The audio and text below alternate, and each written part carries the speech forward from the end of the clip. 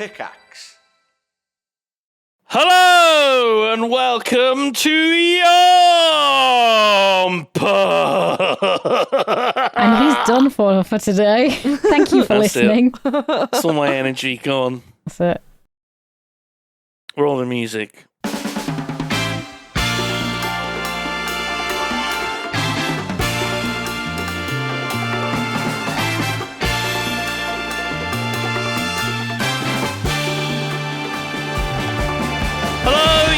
This is YOMP.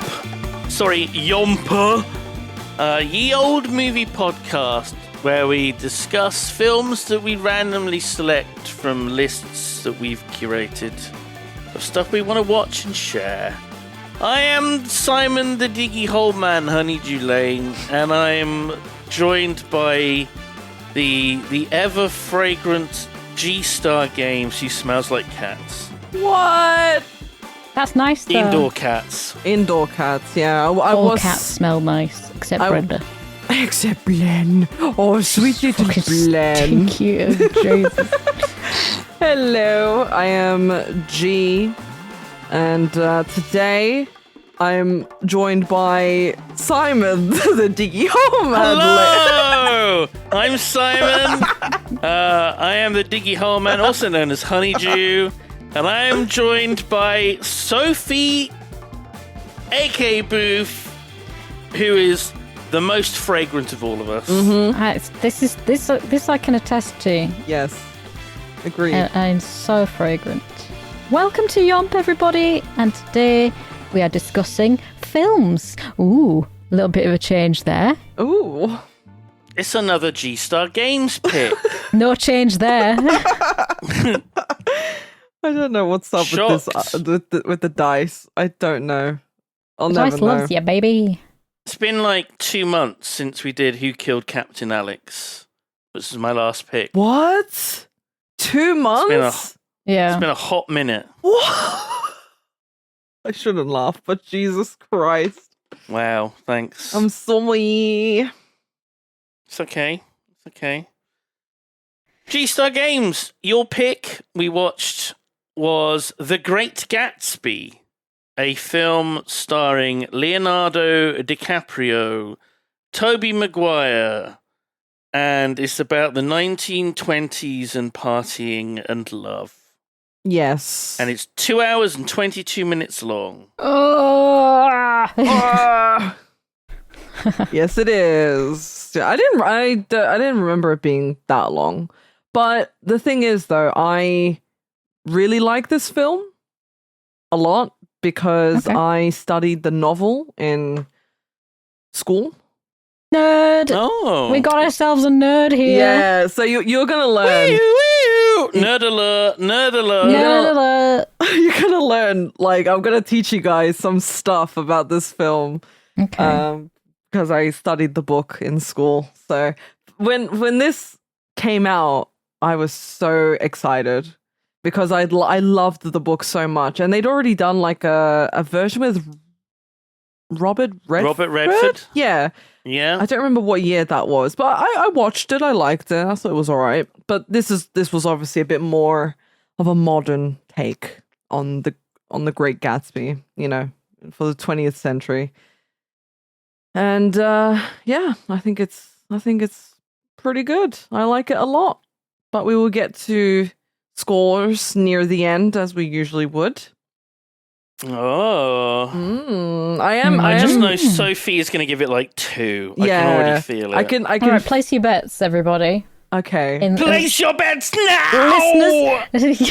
Listeners, write down in the comments what you think my rating will be, and then at the end you can edit it and go, wow. What the fuck? Oh, yeah, you can put the little edit note. Yeah, that's a good idea. I think she's going to give it... I think she'd probably put it near the same level as the Greatest Showman, maybe. Like, I feel like that it's a similar sort of vibe. It does have a similar vibe, doesn't it? Yeah. But it's Baz Luhrmann. So Baz Luhrmann is, like, very... Australian. Is he? Oh, yeah, he is. But he does, like... Fancy that. It's crazy. Shocking. Huh. He did the Moulin Rouge. He did Australia with Nicole Kidman. And Just a reminder, Booth gave The Greatest Showman 0 out of 10. 0. Yeah. Okay. I don't think she's gonna hate. I don't think she will hate this as much as The Greatest Showman, because I think what she hated about The Greatest Showman was the music. Yeah. A lot of the music was just. If we could rewrite the It's weird because I don't remember anything about that film, pretty much. Like, I don't remember the music at all. I remember it, like, it's just blending into the Prestige because it's a similar sort of era. Oh my god. But at least I liked the Jackman. Prestige. She did, and I like that is a Prestige. high. I'm putting that on my Stevie. Like, You have to that drink is- to get through this. I don't know. I like Baz Luhrmann, like, kind of like the way he directs and stuff. He's got like a flair for that kind of, storytelling, like the Moulin Rouge. I think he needs to fucking rein it in and don't use CGI so badly. Please. Yeah. Please. Well, it's the same with the Moulin Rouge, right? So it's very like theatrical, but also it tries to make you think it is a stage, obviously. 'Cause, Yes. that's what the Moulin Rouge like was. But with because I don't know if you guys have seen Elvis, the 2022. Not recently, no. Is there any updates about Elvis? Because I bought you that subscription to 14 times. Is there any updates? I haven't seen any recently, but I'm holding out hope that you might just like pop up, in a bed and breakfast in Kent somewhere. Oh, That's I was the sort of place that watching. he would. I was watching What We Do in the Shadows, and he was in that. He's a vampire in What We Do in the Shadows. Oh my god. Yeah. Okay, that's another good reason to watch it. Honestly, guys, please watch What We Do in the Shadows. Matt The TV Berry, series. the TV series. The movie's like, okay, it's good, but like, fuck me, the TV series. It's Matt Berry. What more do you need? Matt Berry he sells it on its own for me. All Have of you his ever lines seen are Snuffbox? no. Oh my god. I love Snuffbox. It sounds British. It's very British. Yeah. It's- I love it when he helps women and then as soon as he finds out they've got boyfriends, he Fuck just drops you. the shit. yeah. He's, Fuck you! Oh, fuck off! I love him. I love him. I love him so much. He is the funniest fucking guy. And all of his line deliveries are just perfect. And the way he pronounces things are even more perfect. I loved him in The Great Gatsby. Yeah. I thought he was I fantastic. wish he was in The Great Gatsby. That would have been brilliant. All He right. could have played, what was it, Mozart's or Beethoven's Oh, yeah. great grandnephew or whatever, that fucking he guy. could, Yeah, he could have. All right. Right. We'll kick off. Kickstart Kick this. off. Let's get this mother trucking. Let's get this yellow coupe on the road. Oh, see what you did. Hey. Oh my god. So this is a very long film, so we might be a bit scattered in things in trying to remember where we're at, but we'll get there. Okay. Okay. So I'm gonna try and describe things quite briefly and leave room for discussion. Yes. Yeah, I've been ordered. we're telling you off, aren't we? Nick Carraway is suffering from being sad and a drunk. Is that why he was in there? Yeah. He was in a sanatorium. Yeah. And I thought that voiceover was Leonardo DiCaprio at first because I didn't know that Tobey Maguire was in this.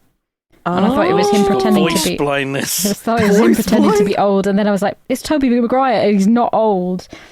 And I thought he was in the sanatorium because he's mad at Gatsby because he's a seismogram.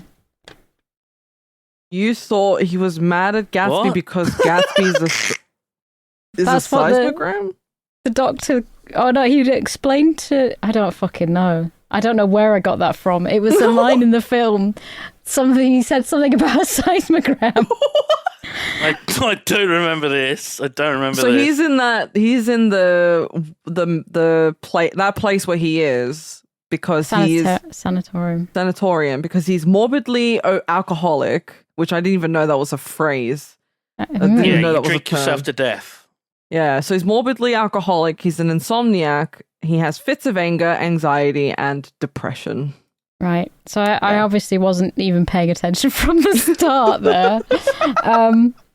He's given up on like everyone, and he has no faith in humanity. Yeah. The only person that he had any respect for was a man named Gatsby, and the psychiatrist just writes Gatsby, yeah, and nothing else, taking up all of the room in the box. Yeah, just this in his notes, huge box, and he just cursively writes Gatsby, and he puts little stickers on it and glitter because he loves Gatsby. I thought it was because he knew who Gatsby was. I don't know. Yeah, I can see why you would think that because it's like because he was like the talk of the town, I guess. Sort of. Yeah, everybody was on about him. Yeah. And so then I mean, I got really. I'm just going to skip ahead right now because the music in the next bit is Kanye West. Fucking stupid. I'm so angry. I literally 1922. It's Kanye West, of course. Wow, this is garbage. This is the worst thing to happen to cinema ever. What the fuck? This was when Kanye West was good, though. This was like him, like at his prime. No, it was late registration. That was the only time when he was good. Oh my god! After that, this came out in 2013. Baz Luhrmann does this. I think he puts like he does modern twists on like maybe older songs and even like newer songs. It's infuriating. There's like jazz or electro swing versions of modern songs. Yeah. It's quite confusing. It's a confusing audio landscape. Yeah, it's a bit odd because it's obviously the 20s and you're like, what's going on here? But yeah. It's 1922, New York City. New York. Stocks are reaching record peaks. Wall Street's popping off. So this is before the massive crash and the Great Depression. Yes. So things are just going on the up, and they can nothing could ever go wrong. Nick basically wants to become a trader on Wall Street. He buys all these. He's got 12 volumes all about how to be a stockbroker. Yeah. And I don't know if he ever really gets around to even finishing like volume 1. I think he just gets distracted. It's like me, right? When I want something, I'm like, I'll buy all of it. I'll buy all of it because then I've got it all. And then I do like one bit and then never touch anything ever again. Yep. Oh. Well, he wants to be a writer, doesn't he? But he has to settle for being a... he needs money. Yeah, he just needs moolah. He wants to make a living. I love his cabin, though. I really like the cabin he lives lives in West Egg, and I wrote down, Nick lives in an egg and bought books on banking. His cousin Gatsby is the boy next door. His cousin's husband is rich, and so he goes around to his cousin's house, who's a lady called Daisy, and she is just in loads of curtains for some reason. So many curtains. Yeah, a lot of curtains. Very dramatic. But her husband's dead rich because he's a polo player or something. And he's a proper twat. Mm-hmm. He was a polo player, right? And I'm not even sure what he does now. Just dicks around. I'm not sure he needs to do anything because he's from old money. Yeah, so that is his family. Yes. Are very, very wealthy. He's also racist. He's he's a racist boy. He's a big fan of the book called The Rise of the Colored Empires, and he has thoughts about thoughts and feelings. He sure does. He sure fucking does. So the new money and old money thing is very important in the film, and so is the West Egg and the East Egg. So those two locations I think West Egg is new money, and I think East Egg is old money. Yes. So where Yes. Gatsby is West, and Daisy and Tom and them are on the East Egg. Because you can see Why is it the green. egg? Is it? It's not the What's near New York? Is it the I think Hamptons? it's short for Egmonton. I fucking. Yes, I live in Eggford. Eggford, New York. Well, there's a bay. There's this bay between the two locations, separating them. Like the And maybe yolk. maybe the bay is in the shape of an egg. Maybe. Do you think of that? Maybe. Maybe. So it says West Maybe. Egg is not a real place. F. Scott Fitzgerald created the fictional West Egg and East Egg to show a stark difference between how people live based on whether they have new money or old money. Oh, That explains there you absolutely go. nothing about why it would be called egg. True. Well, which it is- needed a name. It needed a name. It had to Well, be called something. So I guess it's so. it's kind of like because which is what I assumed, the Hamptons, right? So it's called Yeah. East Hampton, West Hampton. So I assume this person is saying the Hamptons and people pay colossal sums of money to buy or rent there. In the 1920s, every American's favorite breakfast was ham and eggs. And if you lived in Manhattan, Oh, Fuck yeah. off. and if you lived in Manhattan, those Hampton eggs probably eggs. came from poultry farms on Long Island. So the Long Island ham-egg connection was strong in people's minds. sure, I Bullshit. believe it. Yeah. Yeah. So Nick is visiting his cousin Daisy in East Egg, the old money place. Mm-hmm. Tom, her husband, and her live in a giant mansion.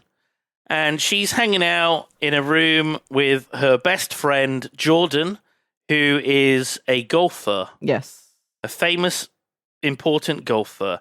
And she's very tall and beautiful, She's lovely. Jordan. Yeah. She's my favourite. Is she though? She's a bit of a cunt. But Daisy is like the golden girl Yeah. that everyone fawns over. Yeah.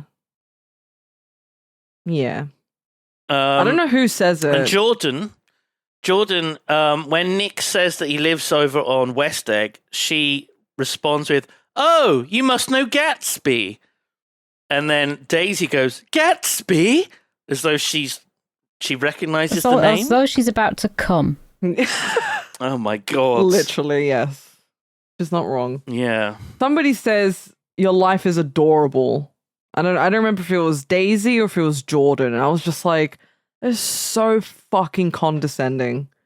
That sounds like a Jordan thing to say. I don't I know. don't know, that Yeah. sounds like Daisy to me. Jordan was very like closed off in the beginning, and then she opened She up was a little actually. bit. Yeah.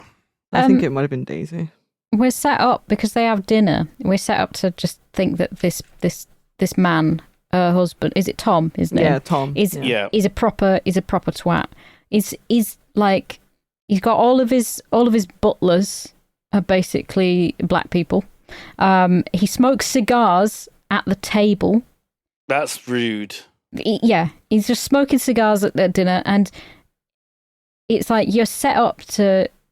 He's a cheater as well, isn't he? He's Yeah. like he The cheats phone on. keeps ringing, and it's his mistress that keeps calling him, Yeah. and he has to go and talk to her. Yeah, so you're set up to think, wow, this guy, he's a real piece of work.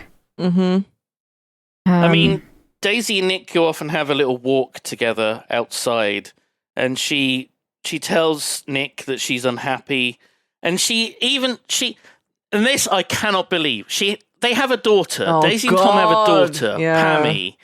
We only ever see her at the very end of the film. Yep. yeah, And there's plenty of times when I'm like, you have a daughter. Yeah. like, Yeah.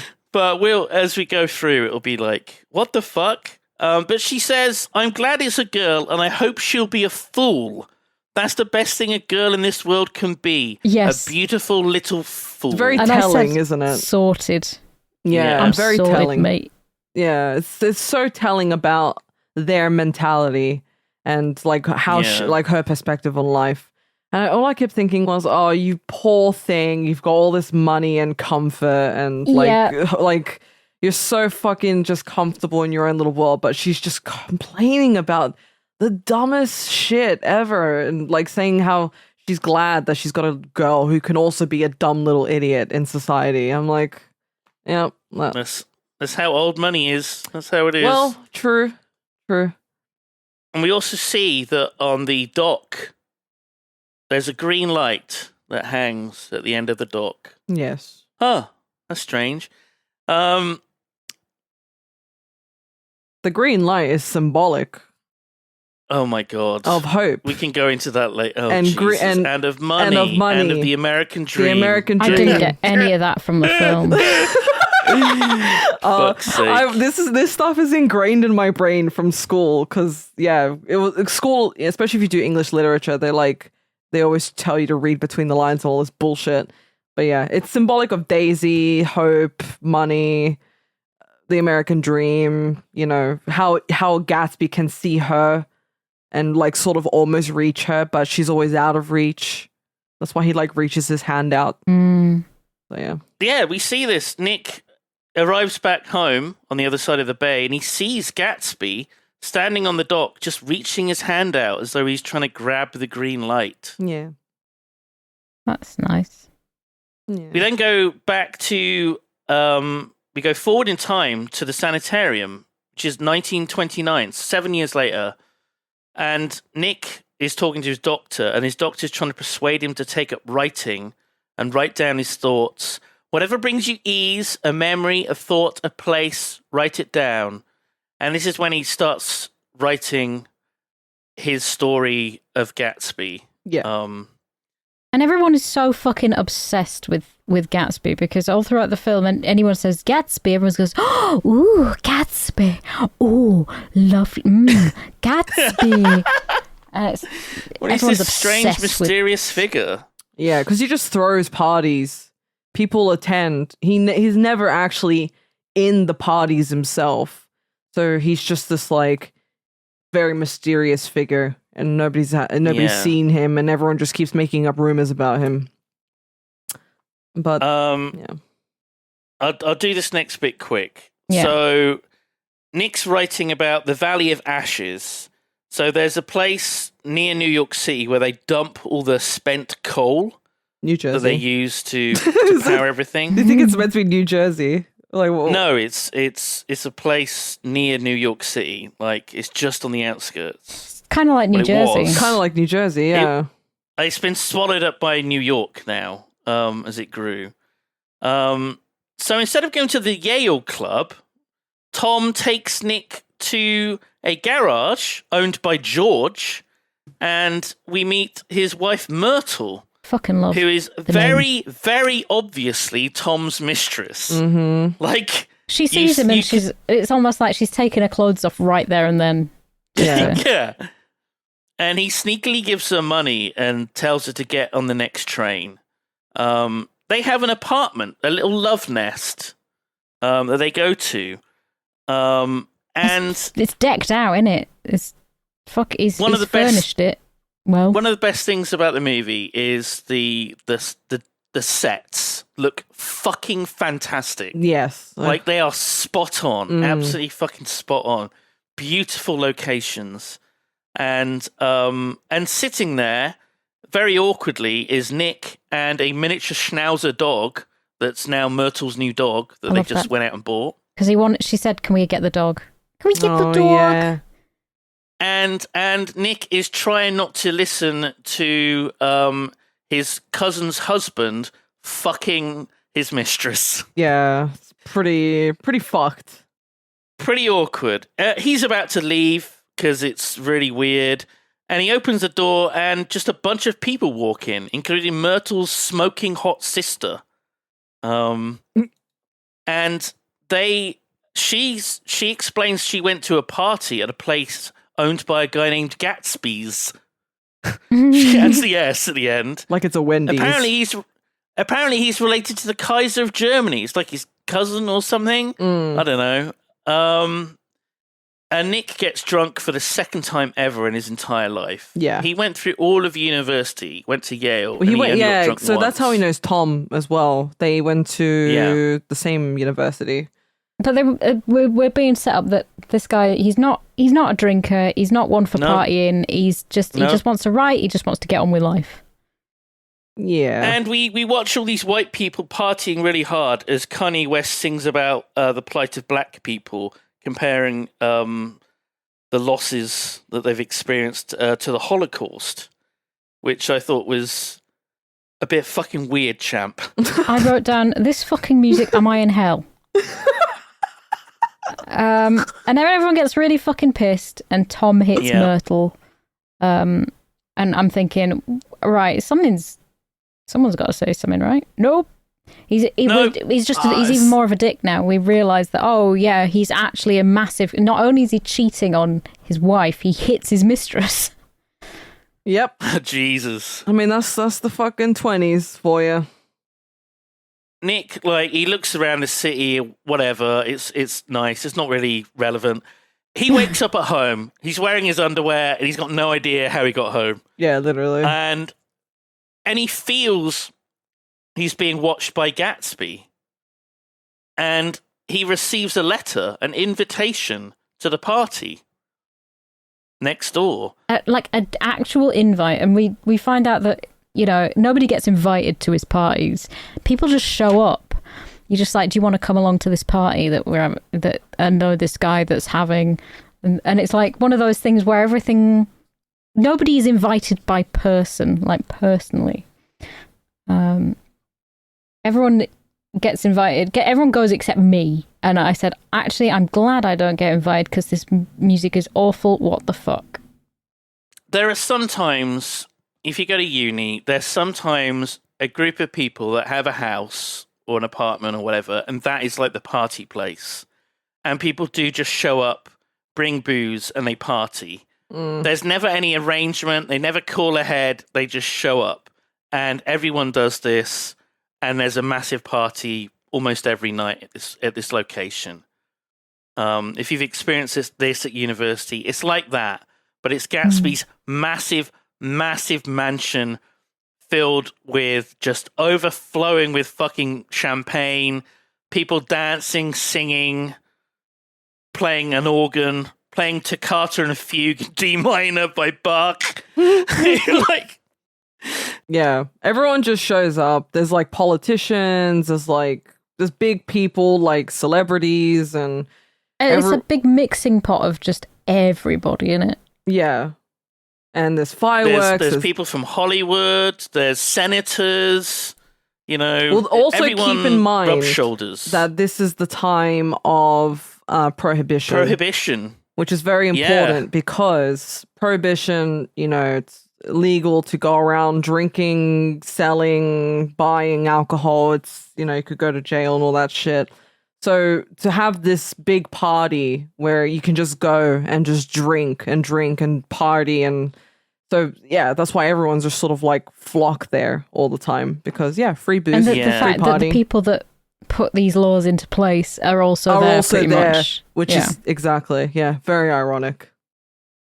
So Nick attends this party and he's like, I have an invitation, and like, bless him. It's so pointless. Yeah. It's so pointless that he has it, and he walks in and it's like something out of a Baz Luhrmann movie, which it is. It's so massively over the top. Yeah. There's like massive set piece dancing and performances. It's so over the top. Yeah. I do like how insane good it decadence looks. Yeah. Well, that's the point of the 20s, right? There's a lot of just over the top decadence, right? Which is the Great Depression and then the lead up to that and everything. But it's so beautiful. The movie is just so aesthetically pleasing to look at because the costumes are insane, the sets are insane.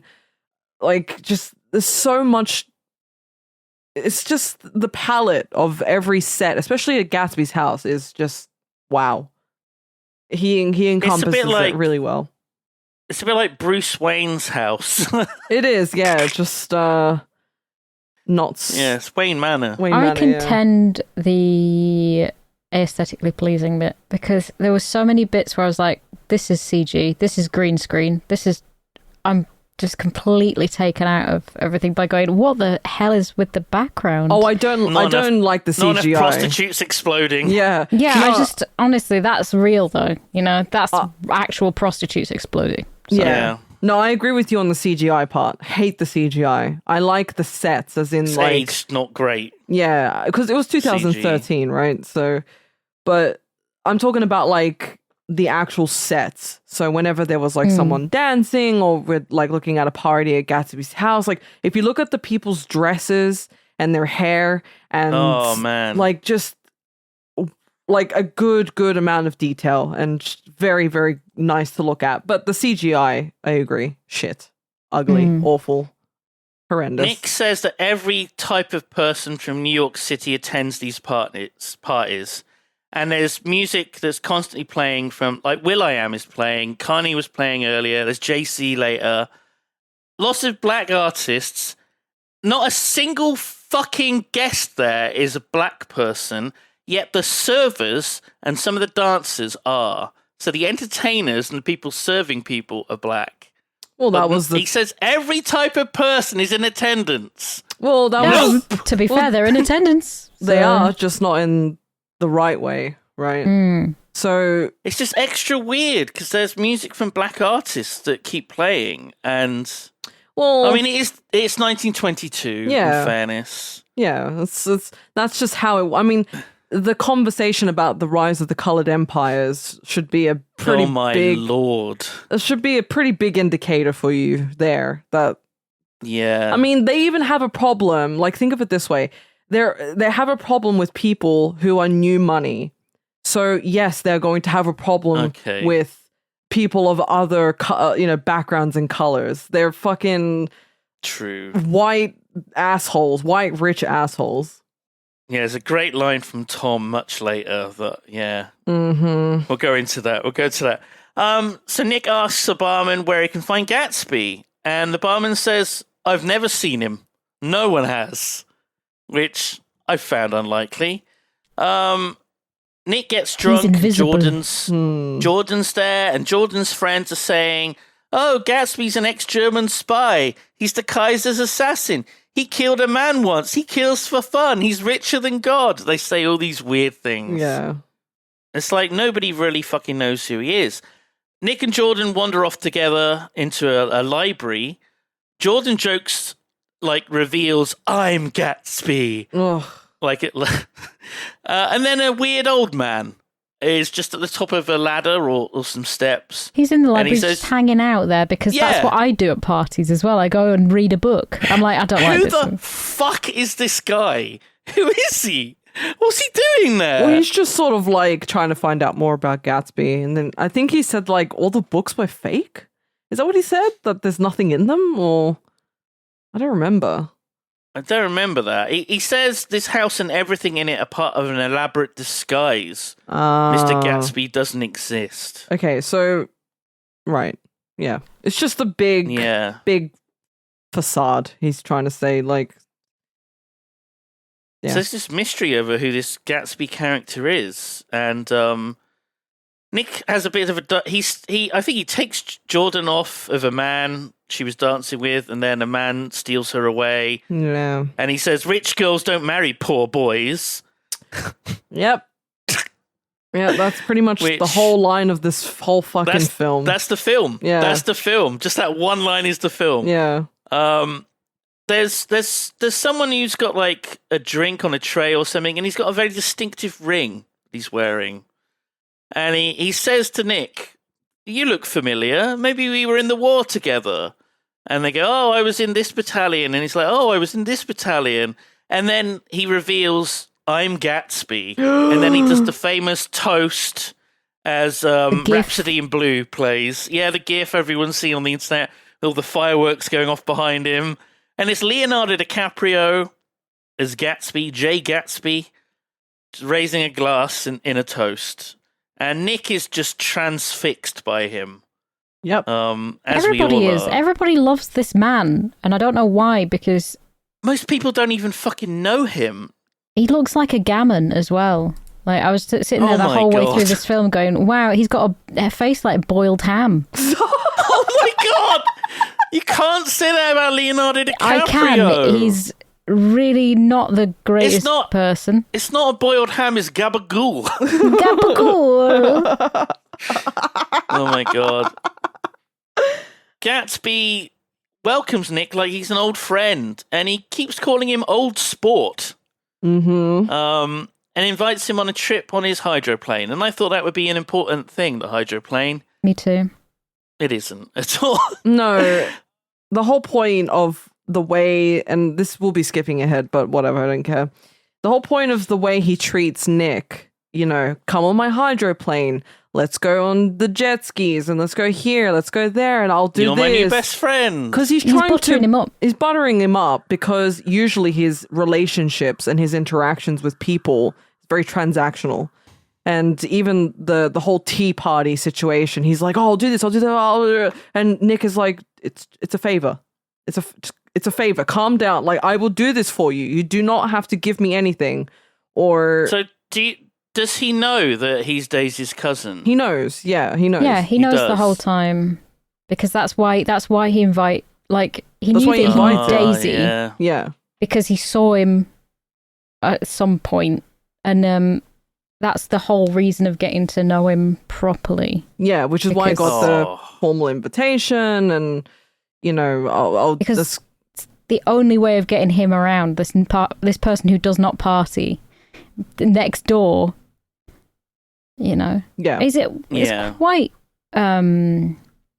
manipulative. yeah, but also like it's just he happens to live next door to Gatsby. It's a good coincidence. Yeah, Yeah, very sure. coincidental. So Jordan goes to talk to Gatsby by invitation. He wants to talk to her alone. And when the party winds up at the end of the evening, Jordan is about to tell Nick what Gatsby told her.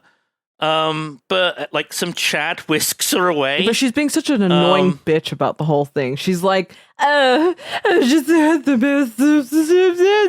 I'm going to tell you something, but I can't tell you. It all makes sense, but I swore I wouldn't tell. And then she just I drives hate away people in the that do car. that. Like, Yeah, oh my god, I've fuck. just been told the most amazing thing, but I can't tell you You because I will said it was a not secret. believe it, but I've sworn to secrecy. I can't say a word about it, but oh my god, you would not believe it.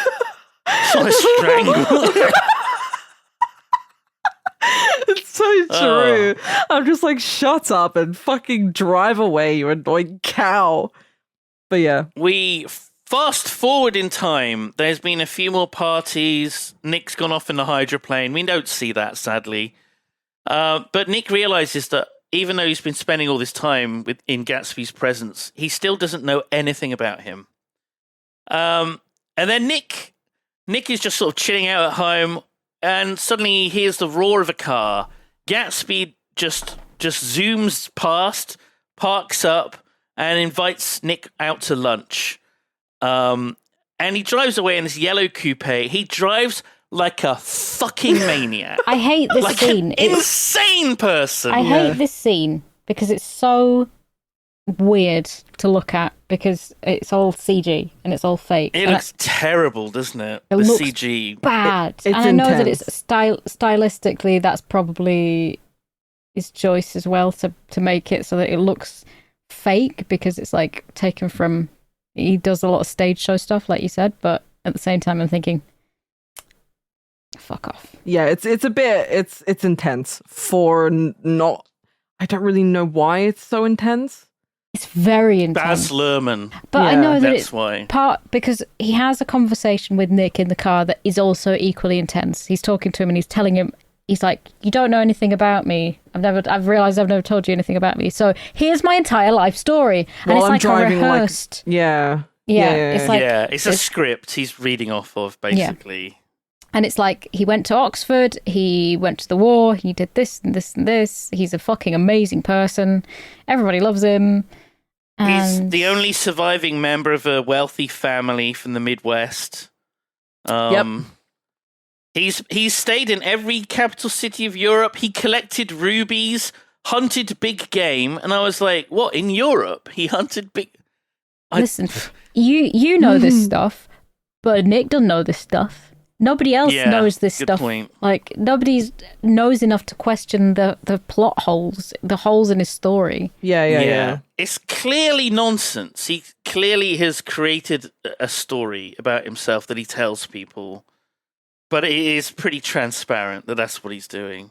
You think so? Even at that point, did you feel like at that point you were like, "Oh, this seems a bit feels a bit." He sus. carries the fucking medal he was given from like Liechtenstein or wherever, I forget. He has, look, this is the little medal they gave me, and he even has like a little photo of him in the war. He just happens to carry this shit around with him. It's so weird. Well, granted, like the photos is excusable because it's the 20s, and you're like, because it was the photo of him at Oxford. But still, it's still a bit weird. And it was a really bad Photoshop as well. Jesus Christ, and wasn't it? There's a line they didn't have said, Photoshop. No, it wait. was 1922. Yeah, no, but she's... It says Nick says on a voiceover, it was undoubtedly authentic, and I'm like, is it though? But it's really badly photoshopped. So Photoshop was a thing in the 20s, but it wasn't called Photoshop. It was like photographic manipulation, and basically those pictures of fairies and stuff. This was a thing that people did. The ones that Conan Doyle thought were real. Yeah, this was something that people did for fun. They would like put ghosts into pictures and fairies and cut out faces and do double exposures. And it's like it's been a thing for almost as long as photography's been a thing, I guess, because it's just like people think, oh, this is so cool. This is a new thing to do. So I don't doubt that he could have found a way to put himself into a picture if he wanted to. Yeah. But we like also like that is fucking fascinating, and I love hearing about that kind of stuff because that is, and we hope you guys as the listeners like that sort of stuff where we talk about this random like I've learned so much stuff from Booth just talking about like with the snakes and everything. I know Simon says unsubscribe, but unsubscribe. The cotton fairies. I love if this. You want to look up on it, it's brilliant. It's lovely. Yeah. It's just like some kids that. Two young cousins who lived near Bradford, which is near where I grew up, and they just decided to tell lies. They just decided to lie for a bit, and that's fine because that's what like I would do too. If I was I was a kid. I was like, I'm gonna fucking tell Arthur Conan Doyle that there's an alien in my back garden. That is amazing. Oh my God, these photos are so cool. That is really, really fucking cool.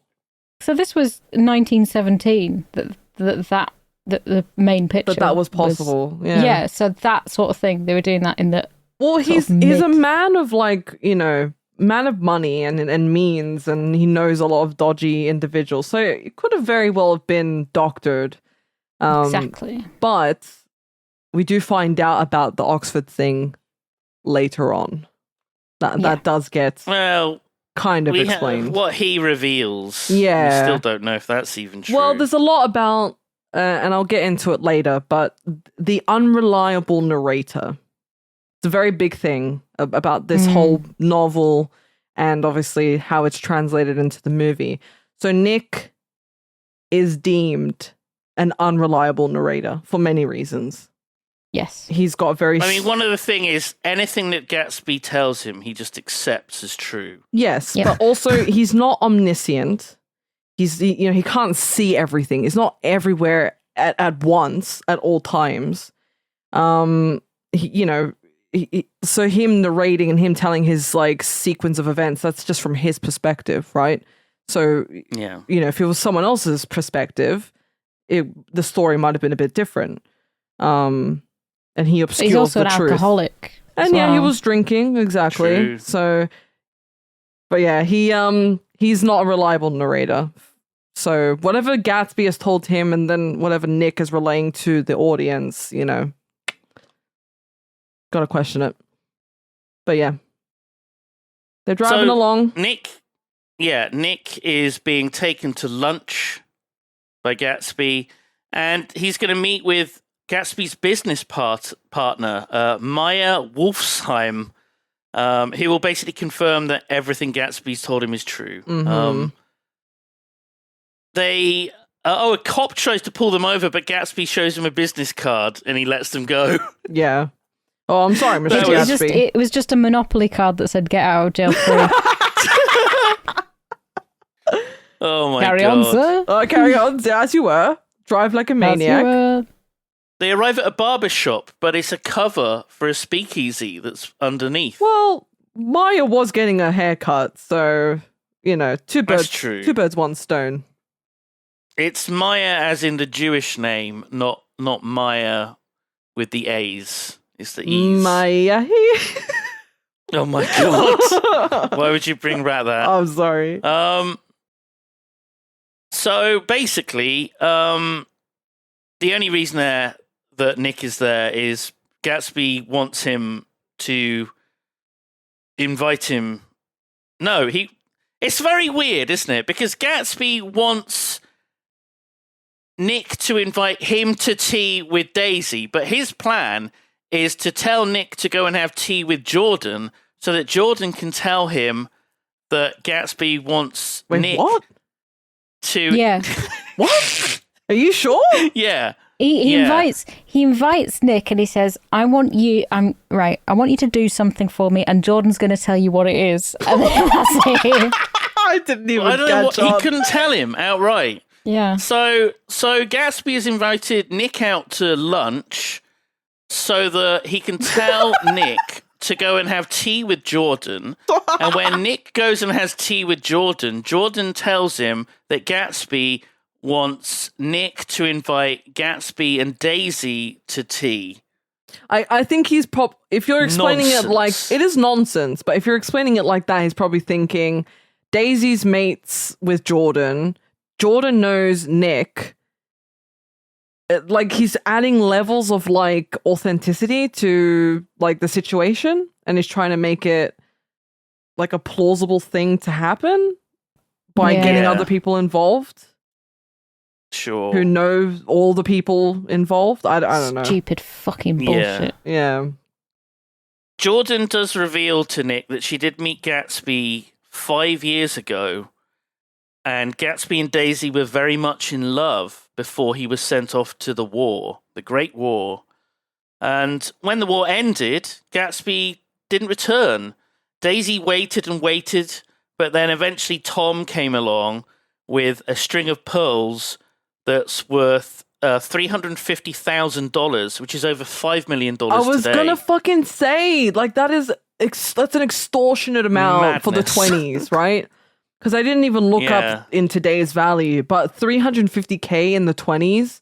Oh my god, $350K today. I mean, yeah, it's a lot. So bear that in mind. Pearl necklace, which she just then keep that in mind.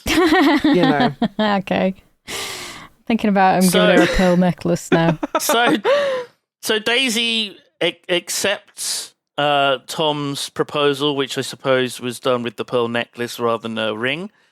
And on the morning of the wedding, Daisy receives a letter from Gatsby, wanted to cancel the wedding, has a nervous breakdown, but she decides to go ahead and marry Tom. It's too late now. Money, money, money, money, money. See, this is the thing. And Gatsby knew that she wouldn't marry him. She wouldn't be with him if he didn't have any money. It's basically his thinking. Yep. So I also noticed that this guy had a tooth for a tie-pin that in this street Maya. Yeah. He was a gambler. He kind of threatens Nick. Yeah, he fixed the World Series as well. Oh, yeah. And this is Gatsby's business partner, this dodgy man. Huh. Oh, that's weird. Strange. Wonder what business he's into.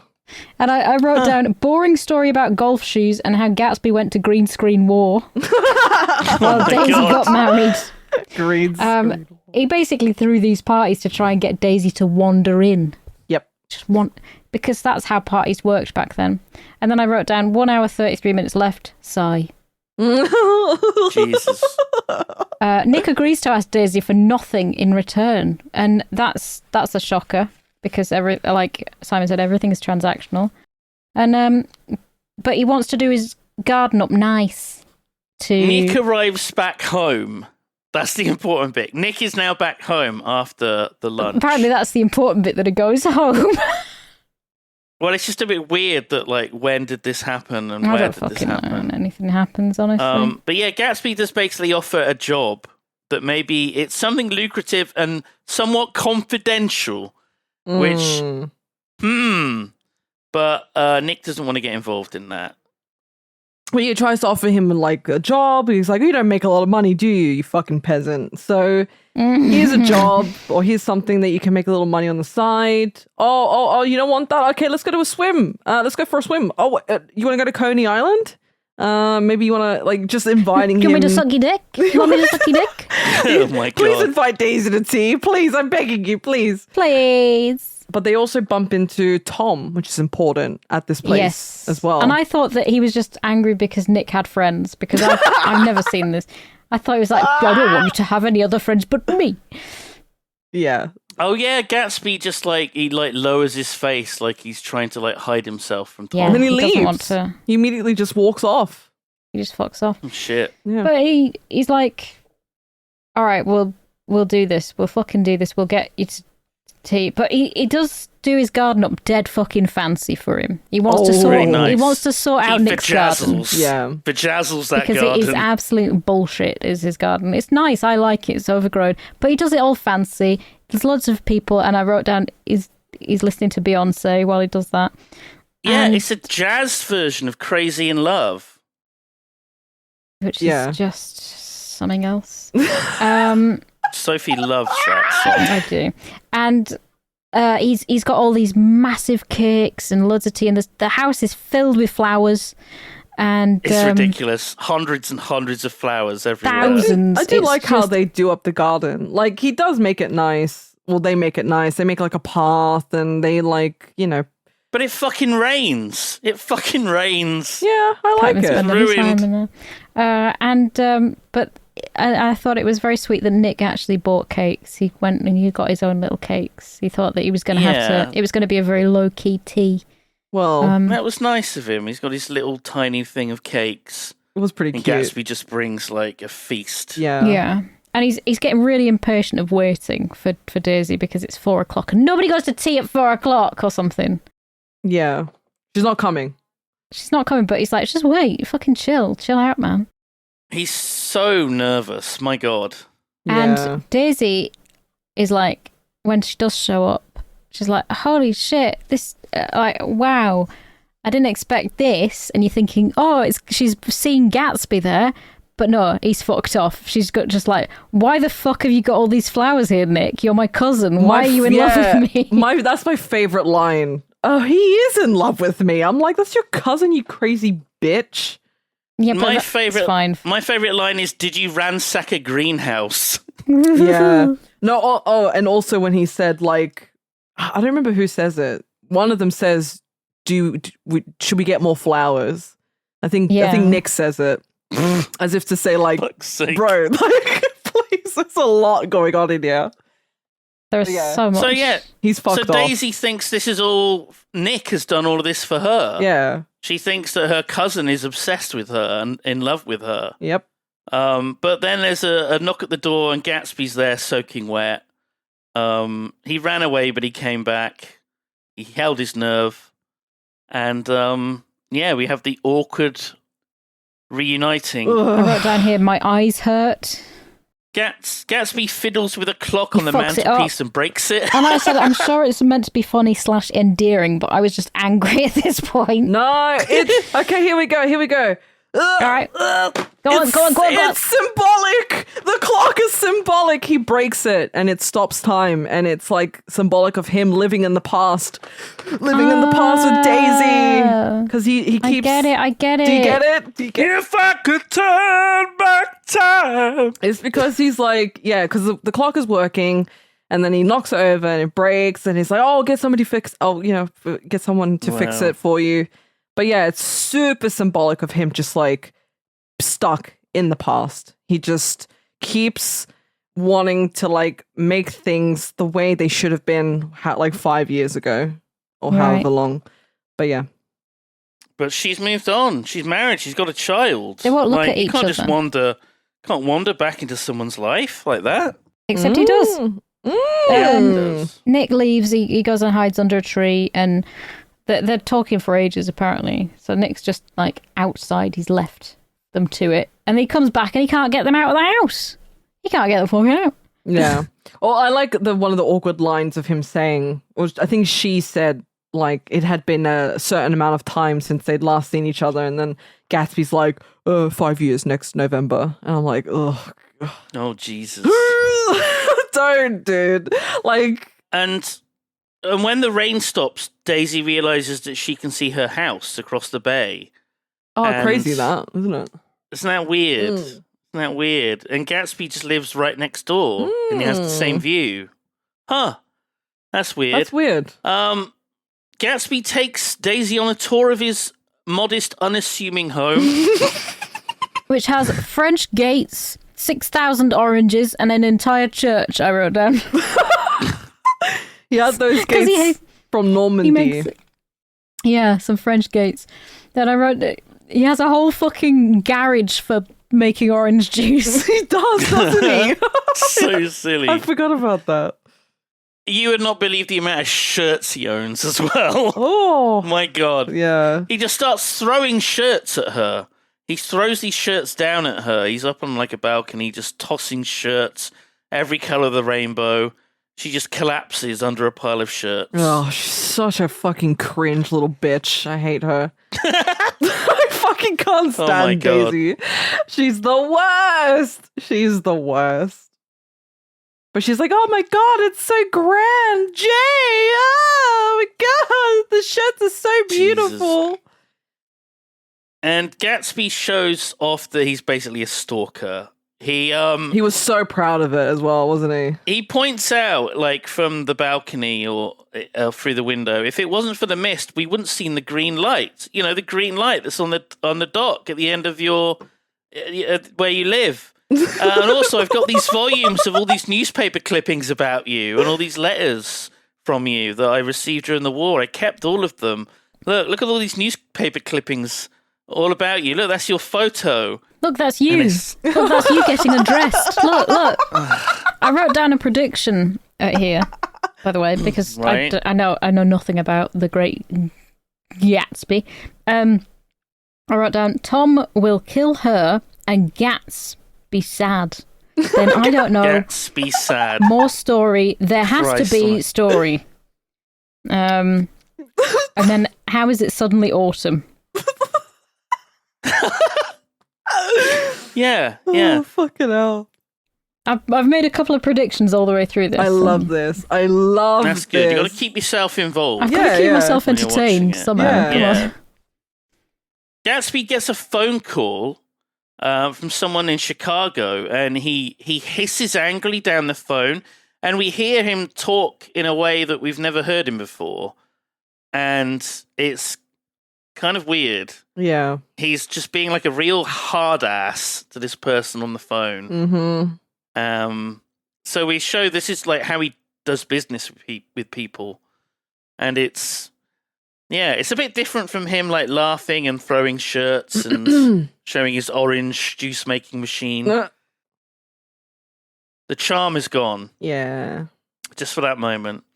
But then we have like a little interlude where Gatsby and Daisy are sort of dancing around in the room that has the organ.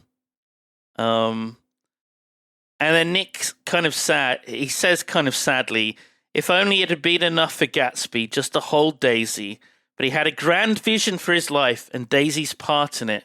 It wasn't until the end of that summer, on the last night I saw Gatsby, that he told me of the life he'd dreamed for himself since he was a boy. You see, Gatsby's real name was James Gats. Mm-hmm. And this is when we get the reveal, pretty early on in the film. No, this is what makes him such a fucking unreliable person. Like, he waited, like, I think in the novel, it was revealed, like, in chapter, like, 6 or 8? Or, it was, like, pretty far in. It's like, what the fuck? Like, do you not think that it would have been important to tell us this a little earlier? That's what makes him so unreliable. This is like not quite halfway through or something. This is about the half. It's a 1 hour 7. So chapter 6, right. Nick tells the reader the truth about Gatsby out of 9 chapters. The man is clearly, his parents were dirt poor farmers from North Dakota. Yep. But he never accepted them as his real parents. Which is such a red flag, by the way. Holy fuck. In his own mind, he was like a son of God destined for glory. Yeah. So he ran away from home, rescued a yacht owned by a millionaire alcoholic called Dan Cody, who calls him Old Sport. Old Sport. And this is when James Gatz decides to become Jay Gatsby. Well, he was going to... He had spent a long time with that guy sailing the world or something for X amount of time. Yeah. And then when he died, he thought he was going to get the inheritance. But he didn't. He manages to sail the yacht to safety. For 5 years, they sail around the world. And this is where he's been. Yeah. Wait, no, this isn't went during the war. This is a different 5 years. Right? Wait, what? I don't know. No, it's within the 5 years. It has to be because he says to Daisy. It's only been 5 years since he's seen Daisy. Yeah. So it wouldn't be a separate 5 years. Yeah. So I'm thinking he didn't actually go to war that whole time. He fucked off around the Maybe he never went to war at all. Maybe he never went to war at all. No. I wrote down an alternate prediction, by the way. Right. Gatsby murders Tom to have Daisy. Okay. Oh, yeah. And this is my other... That makes sense. Sense. Like, because he really, really wanted... He would do anything to have her at this stage. So, murder. I was like, come on. Let there be something... Let's go. I want to Come see on. a death. We need to see someone die. And you do get it. Well, you get it. yeah, you do. There's do. a couple. But yeah. So, Gats becomes Gatsby. Old Dan teaches him how to dress, act, and speak like a gentleman. As G said, Gatsby hoped to inherit Dan's wealth when he died, but he was robbed by his family. Which, like, what? What do you mean? No, they were entitled to it. They're his family. He wasn't robbed of it at all. Come on. Well, I guess because they had like won in his life, and then like all of a sudden he dies, they get the inheritance. He probably just assumed that this guy thought of him as a son. But yeah, he was cheap. Yeah, he was like his protege. Yeah. But somehow Gatsby did become a millionaire. Somehow. He did somehow manage to amass a fortune. We just don't know how. That Bitcoin. new money. Bitcoin! Nice! The modern day Great Gatsby would be Bitcoin and NFTs. Yes. Oh, I hate that so much. I hate it. Well, it's either that or alcohol, so pick your poison, I guess. Tom and Daisy attend one of Gatsby's big parties, and Tom is immediately suspicious of where the money for all of this come from. He knows that people that have amassed money in these times have got it through bootlegging. So he's suspicious of Gatsby. Gatsby says hello to Tom and Daisy, and there's a senator there, and Gatsby introduces Tom as the polo player to the senator. And that pisses Tom off. Oh my god. I don't want to be known as the polo player. It's like, shut up. Shut up. Shut up. Gatsby and Tom sit down as they watch people dance, and Gatsby's he's talking to Tom, and it's kind of awkward. There's a tension between them. He admits that he knows Daisy. Oh, no. The way he says it. See, I know your wife. You see, I know your wife. It's like, oh my god, he's fucking waving his Tom dick just around. like raises an eyebrow. He's like, you know my wife. Before Gatsby can go on, there's a phone. It's not a phone call. There's a man comes up to him and says, "The man from Detroit is here," and he's like, "Oh, a second man has hit Detroit." Yeah, but instead of dealing with this gangster, this bootlegging gangster from Detroit, Gatsby wants to have a dance with Daisy, and he asks Tom's permission, and Tom says, "I think I can keep myself amused," and then he eyes up this Hollywood starlet that's there. Yep. It's like, scumbag. Yeah. Yes. And Gatsby and Daisy do a dance and they walk off together, and then we see Tom and the actress walking off together somewhere.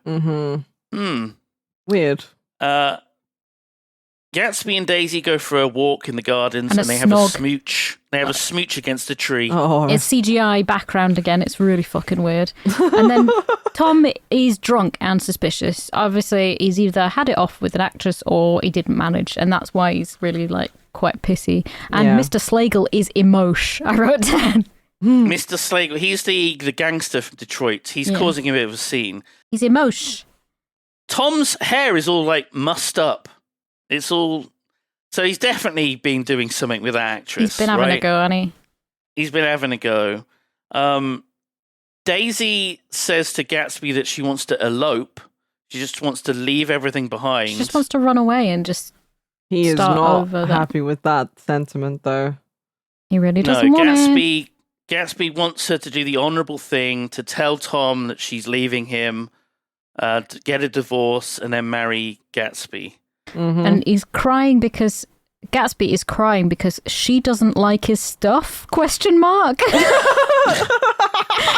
And I wrote down who was being slapped. Was somebody being slapped? Why have I written this down? Like, I'm not even sure. I don't You haven't think put any anyone. context for it. I don't put context in my notes. Another prediction here. This is because I didn't know that Nick was a drunk. Nick is at the sanatorium telling Gatsby's doctor why he is insane. So Gatsby went insane, went to the sanitarium. Yeah. Yeah, this is her predictions. These are my predictions. Oh, okay. My nonsense predictions. I was like, okay, so Gatsby is at the sanitarium and he's telling Gatsby's doctor why he's gone nutso. Maybe Nick and Gatsby are the same person. It's like Fight Club. Fight Club, yeah. Spoiler. The dude at the party gets punched. They take him outside the front gates, and the wait staff start fucking wailing on him. That was who was being slapped. I was like, what the fuck? Let's not forget, Daisy said to Gatsby that she wants to elope. She has a daughter. I know. That's what I'm saying. She has a daughter. I know. They don't even She's going to abandon her daughter and run away with Gatsby. Who gives a shit about a child, honestly? That stupid She's little a fool. idiot. She's a fool. Just imagine it's a cat instead, Sophie. Oh no, don't leave the babies. Oh, don't leave the child. Oh my god. So, right, where are we up to? Oh yeah, Tom vows to find out who Gatsby is on the drive back with Daisy. Yeah, so something's not right. I'm gonna find out more information on this old Gats. I'm gonna carry out a small investigation. So yeah, as soon as that last car of like the last guest leaves, the staff just take this gangster outside and beat the shit out of him. I just love the timing of it. Like, you see that car drive away and then they just start wailing on the dude. Beautiful. Also, the crest on the gate. Did you see that it has the words on it? Ad finem fidelis, which means faithful to the end. Oh no, I didn't notice that. There you go, G. Okay. Don't know if that's in the book, but thanks, Baz. Cheers, Baz. Cheers, Baz. And we see the green light just flashing. We get lots of shots of that green light. Yeah. But it's important to just remember that it's always there. It's always there. But right, so moving on, people know that Gatsby's dating somebody. They know that he's got a woman. And there's reporters clamoring outside, trying to take pictures of who his mistress is. Yeah, he stops holding parties to protect Daisy's identity. And also because he's already got what he wanted out of the parties. You don't need her anymore. He's got Daisy. And I was like, why Herzog lurk? Because Herzog's just lurking around in the background sometimes. That's the butler, Gatsby's butler, Herzog. Oh, Daisy says, I don't want to go home, she whispers. As she looks across the bay at the green light. And I put in my notes, she has a daughter, Lamau. Yet again. I don't want to go home to the She just wants to leave that daughter behind. I like how you remember her daughter more than she does. Oh my God. I didn't remember that she had a daughter either. I wrote down Daisy lost it. What's this in response to? Is she angry? I think angry? This might be fast forward to them all hanging out. Yes. Oh, yeah. So basically, they've been going out for a bit, and Gatsby's saying to Nick, she's gonna tell Tom that she don't want to be with him, and she's never loved him. And I was like, wow, never loved him. That's quite the statement to make to your husband who you've been married to for 6 years or however long it's been. So they're all at dinner at Daisy and Tom's house. There's Gatsby, there's Nick, there's Jordan. She's there for some reason. And then there's all of the she's always there. There's all the butlers hanging around, and Gatsby's like, "All right, well, we got something to tell you, Tom. It's not going to be easy." Tom is like pacing back and forth, smoking a giant cigar, strutting about. It's hot as fuck as well. They're all like, oh yeah, it's like one of those. I don't know how they fucking coped back then. I would just simply die. Yeah. They had fans. Yeah. Yes, fans don't do shit. Yeah. Very big room. And so Gatsby's like, "Yep, we've got something to tell you. It's very important." And Daisy's like, "Yeah, let's go out." And she's like, so Gatsby's like reaching out for Daisy's hand, and he says, "Daisy and I have both," and then she pulls away her hand. And she says, it's so hot. Everything's so confused. we should go into town. Let's go. It's so weird. I hate her. It's so fucking weird. Oh, she's the worst. Because he tries to she's just like a second away. Yeah. A second away from revealing their affair. Imagine being so uncomfortably hot, right? That you're like, let's go into somewhere that's still hot. Yeah, even Let's hotter. go to a hotel in New York City. Yeah, that sounds like a great cooler idea. There. Surely that is strange. the best place they should be there, right? But then obviously the stuff that precedes, them coming back is the important bit. But we'll get there. So they leave for the Plaza Hotel in New York City. New York City. Tom suggests that he drives Gatsby's yellow car, and Gatsby takes Tom's coupe. Gatsby says, "There's not much gas left in my car." The coupe that he's been promising Wilson? What's his name? Yeah, it was George. George, George, which was Myrtle's husband. Yeah, which is important to note. Yes. Gatsby says there's not much gas left in the car, and we see that it's true. There's hardly any gas left. But Tom lies. He says, "Oh, there's plenty, but if I need some, I can just stop at a drugstore. You can buy anything at a drugstore." And that's an important line. Yeah. That's an important line. Daisy insists on riding with Gatsby, so Tom is just with Nick and Jordan, whilst his wife drives off with the man she's having an affair with. At this point, Tom knows. Tom knows what's going on. He's picked up on the subtext. He's not an idiot. And he rants to Nick and Jordan in the car. "You must think I'm pretty dumb, don't you? Well, I have a second sight sometimes that tells me what to do. I've made a small investigation into this fellow." And they both drive like complete assholes. Nick and Tom, it's like they're having a race. And someone like crashes off the road as they're like driving like complete maniacs, right? Spilling all their produce. Yeah, all the watermelons and stuff. Madness, absolute madness. Well, there's an important thing to note about the way that they drive, and it's like the people with money, right? There's a quote in the book, and it's a conversation, I think, between Nick and Jordan, and it goes, he says, "You're a rotten driver," and he says, "Either you oughtn't to be more careful or you oughtn't to not drive at all." And she says, "I am careful." And he says, "No, you're not." She says, "Well, what's that got to do with it?" "They'll keep out of my way," she insisted. "It takes two to make an accident. Suppose you met somebody just as careless as yourself," he says. And she says, "I hope I never will. I hate careless people. That's why I like you." So that is very Oh. telling about how they are as people. They drive like assholes. They act. That's why everyone who drives like an arsehole tells themselves that, don't they? Yeah. Right?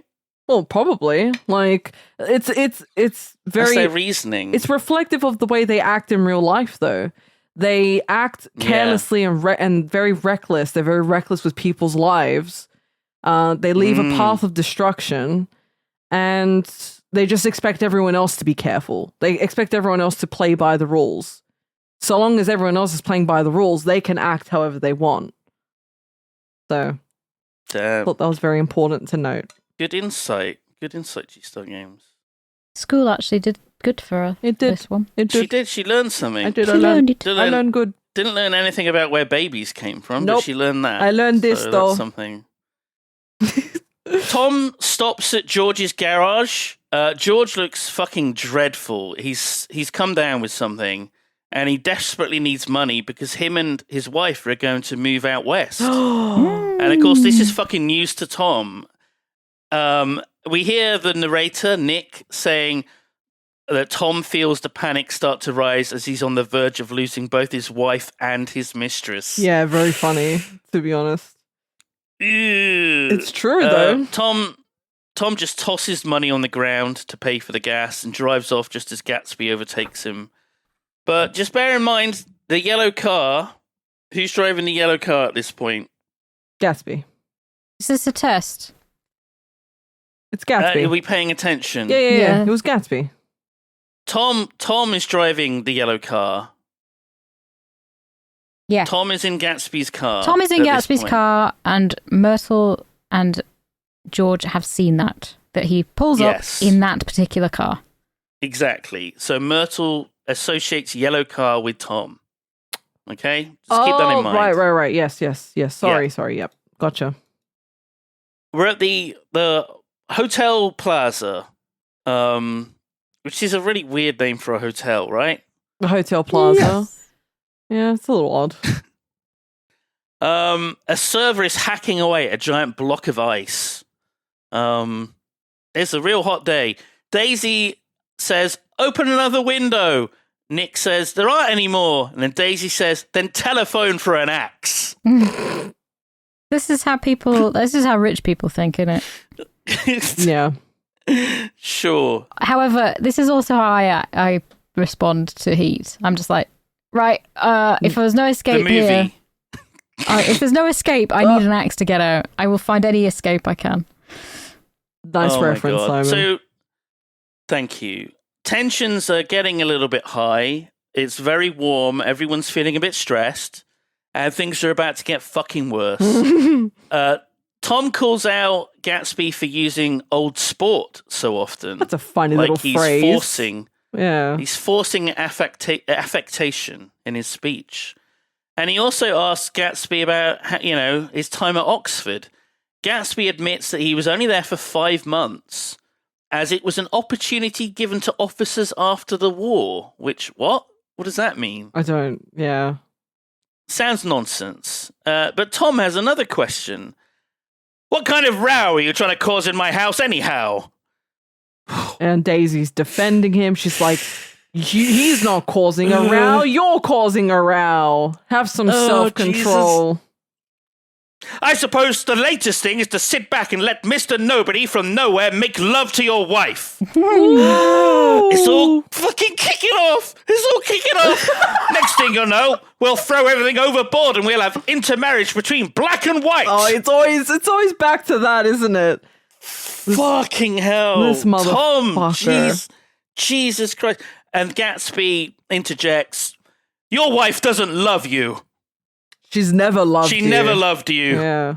She only married you because I was poor and she was tired of waiting. It was a terrible, terrible mistake. But in her heart, she never loved anyone but me. And I love how, he's speaking for her. He's just he's completely railroaded this whole situation, as the men in this film are often doing. Yes. And I wrote down, they're both just as bad. Tom and Gatsby, they're just both just horrible for her. Yeah, worse. yeah, absolutely. Neither of them will really make her happy. Yeah. Well, she's also a cunt, and I wrote down, this scene is too long. Most scenes are too long. Are you kidding me? This is like the emotional payoff. I know, and Yeah, they're wittering on about shit. well, like Nick and Oh my Jordan are God. all very quiet throughout all of this as well. Yeah. Awkward as fuck. Yeah. But Tom does admit that he loves Daisy, even though he has the occasional spree, as he Oh, calls it. winky face. Of course.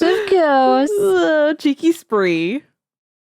Daisy does admit she never loved Tom, but then she says she once did, but now she loves Gatsby, and isn't that enough? Yeah. And it No. Tom reveals that he had his little investigation, and he knows that Gatsby is in cahoots with Maya, and they bought up drugstores to sell bootlegged alcohol to patrons. Do you remember the that's- drugstore? You can buy anything at a drugstore. Oh my That's God. how he made his money. New money. The old money just hates new money, but he hates Gatsby because Gatsby's trying to fuck his wife.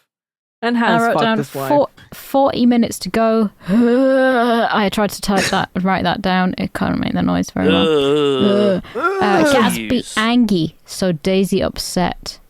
And then, True. and I wrote down, so Tom won because Oh, well, yeah, this is important. This is very important. Yeah. So you know, they're sort Tom of. Mm. Tom reveals that the bootlegging of alcohol in the drugstores, that's going to be just chump change compared to the Bond stunt they have going on. So they're actually going to do something involving like the banking system. And this is where it makes sense that Maya had this weird threatening conversation with Nick. So you're the guy you're a stockbroker, and then he like shows off that he's got like the tie pin that's a molar. yeah, So he's kind of like, yeah. Yeah, dodgy motherfucker. Oh, Tom also says kike as well. We get to hear that. A nice slur. Is that from surprising though? Hmm. Tom. Nope. That's his character, Yeah, isn't it? he's just like he's asshole talking all round. He's just so out of pocket with so many things. Like he's talking about the Very institution. nasty. He's a nasty little man. Nasty He's talking man. about the institution of marriage, and then out of pocket mentions interracial marriage. Like what? What? Like shut the fuck up, honestly. Tom calls Gatsby a gangster. Yeah. That it's just a front for Maya to look respectable and lure in the wealthy. Yep. Maybe this is another reason why he had the parties, to get all these wealthy people to attend, so that Maya could hobnob with them and get them to like invest in stuff. For sure. Hobnobs. But then Tom says he and the other two people in the room are different to Gatsby. They were born different to him, and whatever he does, however much money he makes, he will never ever be like them. That's what. And this gets to the fucking. This hits a fucking nerve with Gatsby, and his jimmies are rustled. He flies into a fucking rage, and Nick says Gatsby looked in that moment as if he had killed a man. He like grabs Tom. It's as though he's gonna like punch him or throw something at him. Tom just laughs in his fucking face. He does. Because he knew what he was doing. Yeah, he knew what he was doing Because there. he's gotten to him. And he's also revealed to everyone that Gatsby is just like a thug. So he's won. Everyone Tom in the has room won. is fucking like shook. Everyone is shook, Yeah. and they're like scared of. Like Daisy is shaking. She's got her hands up in front of her face. Even Jordan is like, "What the fuck?" But that was his whole plan. He wanted to make Gatsby look like a real lowlife, and to It's in front of Daisy, especially, so that Yeah. and it worked. It definitely worked. Gatsby approaches Daisy and he tries to convince her that he just lost his temper in the moment. Nothing's changed. But then she cries and she begs for Tom she wants to be to taken intervene home. to stop. Yep. Yeah. Just wants to go home. Oh! And this is strange. So you'd think Tom would leave with his wife, but he doesn't. He lets Daisy and Gatsby leave. and he suggests that they take Gatsby's car, the yellow car. But that's weird, isn't it? Why did he let them leave together? At this point, is he like, I've won? It's there's no more that Gatsby can do, really. Yeah. And then we get a sad moment when Nick says, I just remembered, today's my birthday. Happy birthday, Nick. Oh. He's 30, G-Star Games. Oh, Pog. The promise of a decade of loneliness. Oh. Oh. That's what he says. The formidable stroke of 30 died away as Gatsby and Daisy drove on through the cooling twilight towards death. Oh my god. Oh! So I was like on the edge of my seat. Sophie's trying to keep herself awake. I'm texting me mum. Texting her mum! And her mum's texting back, who's the green... Who's the green guy? And you have to give us Pepega, mother. That's Pepega.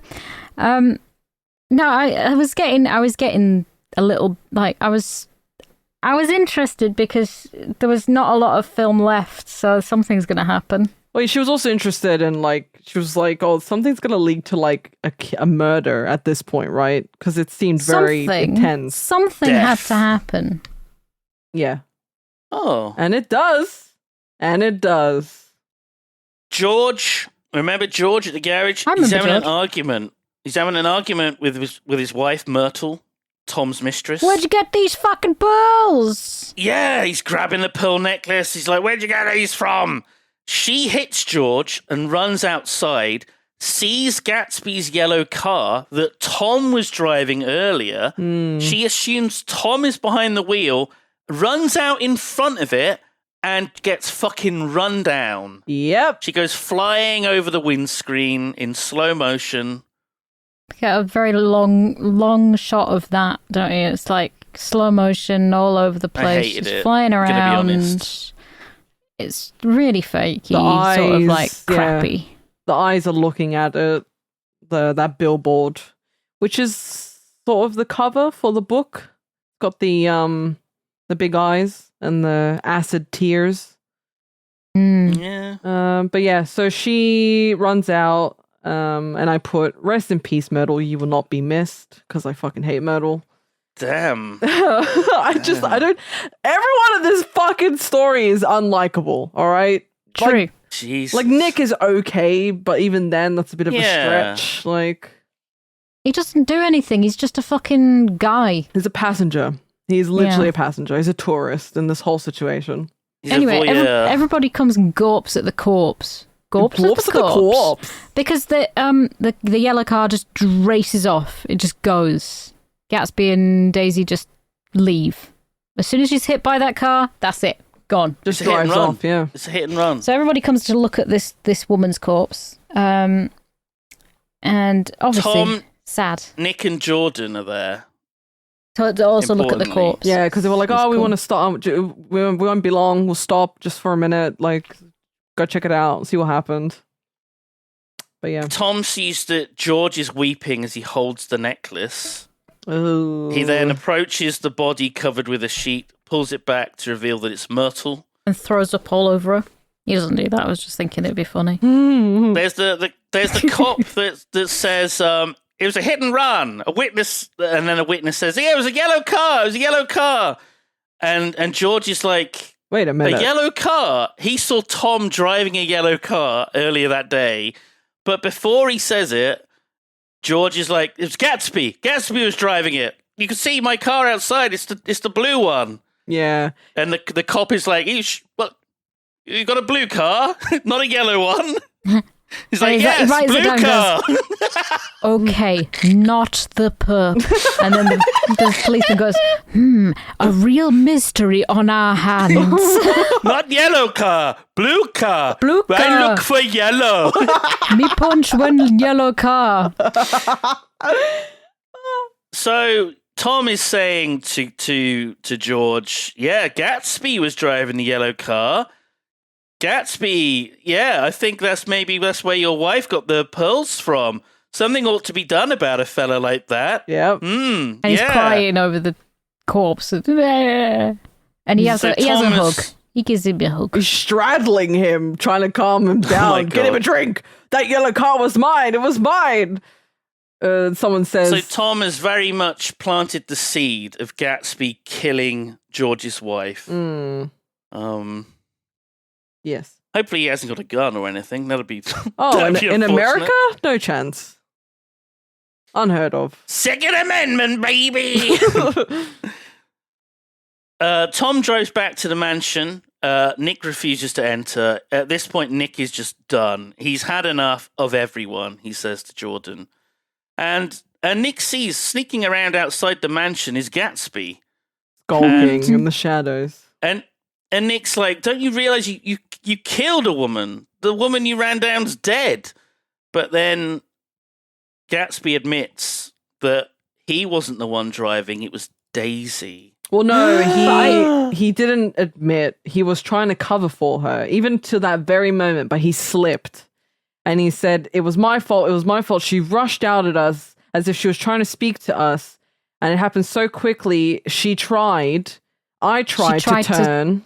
Yeah. Yeah, she tried, and then he stops himself. I tried to turn. And she tried. I tried. She. Oh, yeah. There is a little.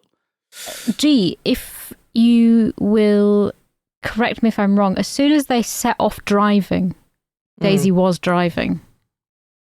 Yes, I saw that in the film, so I knew that she was driving. Oh, so you're right. There is like maybe There's a scene one where they set off driving, and you can see that it's Daisy. So I wasn't actually surprised at this point. So you were paying attention. I was actually looking at that. Yeah, gold star. Wow. Yeah. Sophie. So they do show it, but it's very, very brief. Brief shot. But yes. I will pay attention to things if it makes anything less climactic for myself. Amazing. Okay. It's so weird because the reason that Daisy was driving is that she thought driving would steady her nerves. Amazing. Yeah. And then she kills a woman. So I don't think... When I'm feeling anxious and shaky and upset, I like to go out and murder people. I like to get behind the wheel. So much better. It was manslaughter. It wouldn't have been... Oh, they don't even have that in America. I don't even know what it would be. Really? They don't? Second-degree murder. I guess. You have first degree, which is like premeditated. Second degree, which is heat the moment. Third. Do you have third degree? Third degree burns is when you scold yourself. Anyways, Nick leaves Gatsby sneaking around outside. Yeah, because Gatsby will not fuck off. He's just not gonna. Yeah. He's like, I'm gonna wait around until she says she's okay. Yeah. Daisy needs me, and Nick sneaks around and he sees Tom talking to Daisy. Tom's soothing her, and he says that they'll move out of town. No, he says he was saying Myrtle was in the wrong. She ran out. We'll make this go away. Yeah. We'll let me take care of things. I'll take care of you. Don't worry. Soothing her, making her feel at peace. Obviously cozying up to Tom now that she needs him in this time. Yeah. You know, fuck Gatsby, basically. That's the whole impression of this entire scene. She's not thinking about Gatsby. She's thinking about what just happened and how can the situation be fixed. Yeah. In the worst way possible. Nick sees Gatsby in his garage cleaning the car, just cleaning all the blood off the car. Yep. But Nick decides not to tell Gatsby what he overheard. Instead, he says, maybe you should go away like tonight. Just get out of here. Abscond. Yeah. But Gatsby is expecting Daisy to phone him tomorrow so that they can make plans to elope. Yeah. Because that's normal. Like, yeah. This man is completely unhinged. I think how it happened is they had the accident, they drove off, and Gatsby's like, don't worry about it. You and I, we're going to elope. We'll get away from this. We'll move away. Phone me tomorrow morning and we can make plans and then we can run away. But then Daisy gets home, and then Tom just takes over and says, I can take care of this. I'll get rid of this. You and I will move away Yeah. with our daughter. Do you remember your daughter? Yeah. Do you remember we've got a daughter? Oh, my God. Gatsby asks Nick to stay up with him through the night so he's not alone. And this is when he confesses as to who he really is. That he grew up poor, humble, Dan Cody, the war, Oxford, joining Meyer in The Business. His story about Daisy, him and Daisy. Daisy was the reason that he built his fortune. He just explains everything in that one evening, their last evening together. Yes. And then it's morning, and we see George has got a gun. Oh, that's weird. But that's fine. Gatsby's waiting for this phone call from Daisy. Nick has to leave as he's got work. He's been up all night, and he's going to go and try and sell some stocks. I guess he has to. He's got a job. They shake hands. Nick says goodbye, but then he stops as he's walking away, and he yells up to Gatsby, "They're a rotten crowd!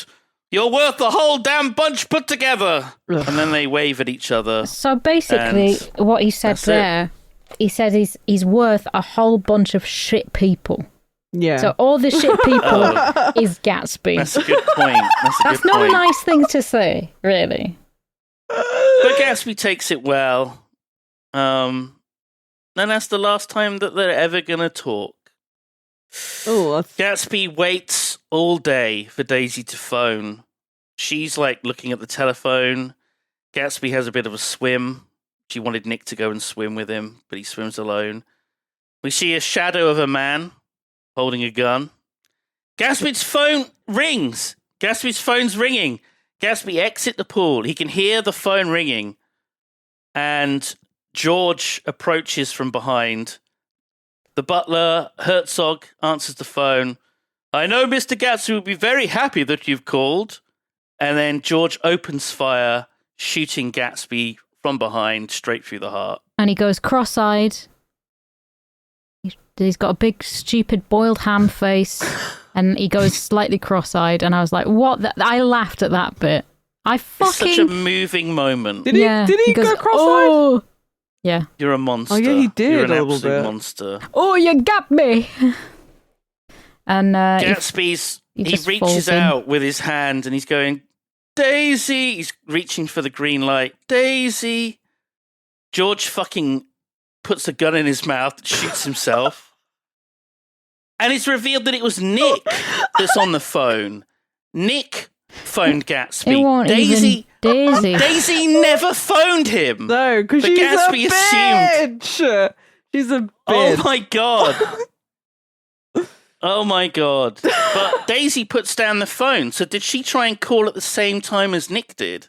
No, She I could think have just been on the phone to someone else. I think she Oh, she yeah. probably was gonna call, but then didn't.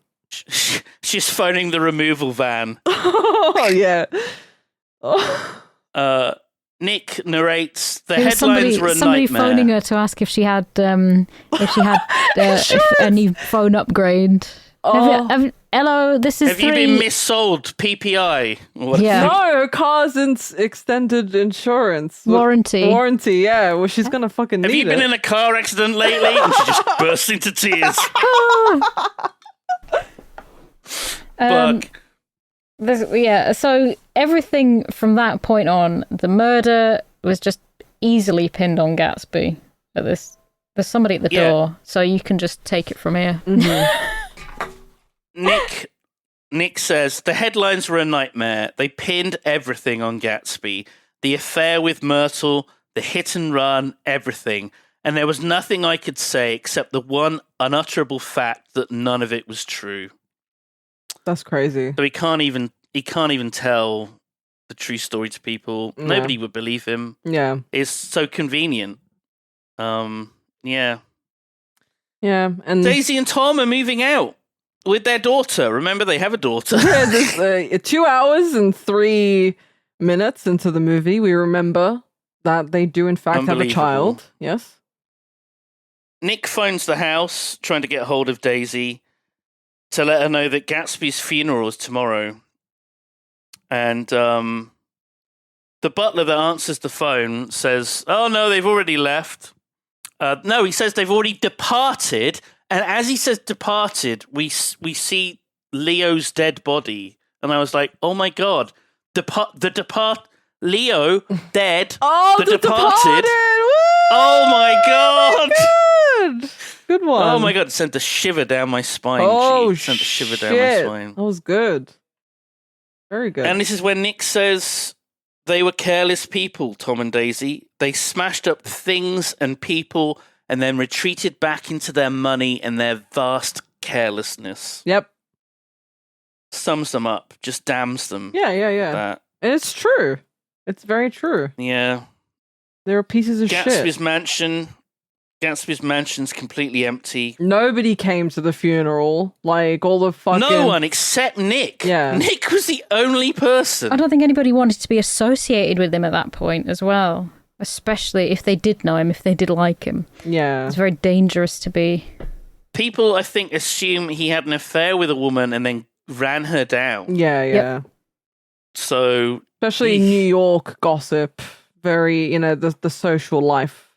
And the... G knows this from Sex and the City. No, it's just... No, it's just... That's just how it was. Socialites around that time, it's very important to keep your standing in society very pristine on the outside. So being associated with someone like that, not good for the image. Good, yeah. But yeah. The magic of New York City is gone. It's evaporated for Nick. Yeah, he's sick. After everything that's happened. He walks around the empty, abandoned mansion of Gatsby's and walks down to the dock, and he sees the green light in the distance and a shade of Gatsby reaching towards it. Or maybe it's imagined. Ghost. And then we get the final lines of... He had come a long way, and his dream must have seemed so close that he could hardly fail to grasp it. He did not know that it was already behind him. Gatsby believed in the green light, the orgastic future that year by year recedes before us. It eluded us then, but that's no matter. Tomorrow we will run faster, stretch our arms further, and one fine morning, and so we beat on, boats against the current, borne back ceaselessly into the past, and everyone claps and applauds. I bet they thought that the shot with the typewriter letters falling like snow was really fucking artsy as well.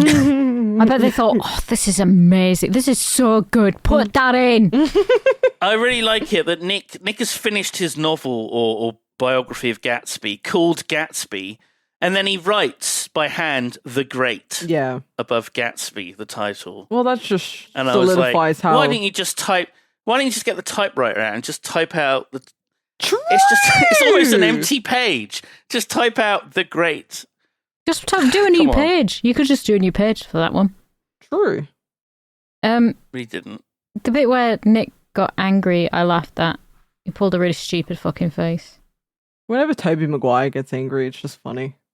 It's hilarious, isn't it? Mm. Okay, final thoughts. G-Star Games, this was your pick. What are your thoughts of this film and your rating that you've given it? Like I said, I like... We're doing B for last. Yeah, it'll be interesting. I like The Great Gatsby because I did it in school. I love the book, not because it's like groundbreaking in any sort of aspect. It's got some like cool twists, with the driving thing in the book, and obviously there's a lot omitted from the movie for many reasons, because you just can't. Like, even the final lines have got some bits cut from it. Yeah, there's a lot. Yeah, I like the novel, and I studied it, and I like things that have those elements of like many layers, like the thing with the clock, symbolism, double meanings, all that kind of shit. It was an interesting experience to see how Baz Luhrmann sort of took on this story, because he's obviously very, the Moulin Rouge, if you've ever seen it, it's very over the top, very sort of set piecey, very bombastic. Yeah. Semi-fantastic. I mean, If you told me that song would be in this movie, I'd believe you. Because, yeah, I agree with Sophie. The song choices were just so fucking weird. Like, at many separate occasions, it's like that you didn't need to do that. I like the actors. I think they did a good job at portraying the characters from the novel. I thought it was pretty good job on casting. Like I said, I like the set pieces. I like the costumes. The CGI was a bit wank, but I think it was meant to look a bit shit and like over the top at various points. It's probably a 7 for me. A 7? Yeah, I think 7 is pretty fair. Okay. It's an okay to a decent film. It's only slightly worse than The Fly. Yeah, it feels like a 7 for me because I have like watched this a few times. It's just I mean, I had that problem with Friday the 13th. Like, I couldn't give it a high score because I've watched it so often. Right. Yeah, I think if it was the first time I'd watched it, I probably would have given it like an 8, maybe. But it feels like a 7. Yeah. Because it's quite like it's 2013. It's a little like not dated, but a little dated. Yeah, I mean the CG certainly is. Yeah. Okay, Simon. It was a very long film, sure. But it's so close to being a great film for me. Like, it's so close. It's a very simple story, but it's told very, very well. And the little reveals and the shocking turns, I really appreciated. Yeah. The story of a man who's risen to greatness, but it's built upon just lies, and it's all in service of getting a woman that he really shouldn't be going after. I love that. I don't want to cut you off on your final thoughts, but it's a question I wanted to ask you both, and I don't know if I want to do it now or after, but do you think he was in love with Daisy or the idea of Daisy? Oh, absolutely. It was the idea, the fantasy. It was his destiny to get her. It was all part of this thing that he built up in his head. Yeah. Okay. That's what I think. Yeah, I thought Tobey Maguire was absolutely fucking fantastic. Tobey Maguire. Tobey Maguire was fantastic. Okay. He was just the clear standout. He was amazing in it. I thought he was just wonderful. And I didn't even think I was that big a fan of Tobey Maguire.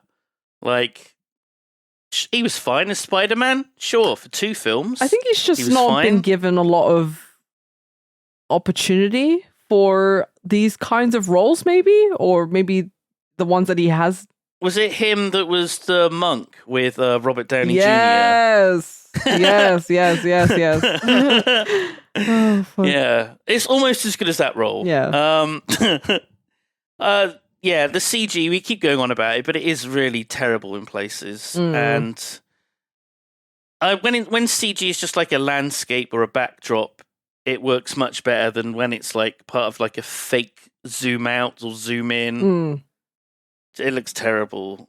When it's moving around quickly, it just looks worse. The practical sets looked fantastic and more than made up for it. The costumes, of course, amazing as well. And it's weird because this I've not read The Great Gatsby by F. Scott Fitzgerald. Not familiar with it. I was only vaguely familiar. Like, I knew about The Green Light and Unrequited Love. It's basically his love for Zelda, which is his story. But like, I love Zelda too. I know, it's a good game. Isn't it great? For it's kind of like his sort of not to like such a dramatic murder effect, but he was in love with a girl called Zelda, and it's kind of around that. It feels like thing. This should be the trivia that comes next, rather than during my bit. I'm sorry. Here. All right, go on. And I was completely captivated with the film. I loved it. 8.5 out of 10. Really enjoyed it. Really enjoyed it. Oh, girl. That's it. That's me done. That's me done. Nice. Sophie. Booth. What are your thoughts? Rogerson. Your final thoughts, your rating, anything in your notes that you want to say that you didn't? Probably worse than Heat and The Greatest Showman. Wow. Visual Oh my effects by God. Chris Godfrey. Fuck you. I gave it a 0 out of 10, but then I wrote down, could I give it a minus score, -1 out of 10? No, 0's the lowest. Right. So.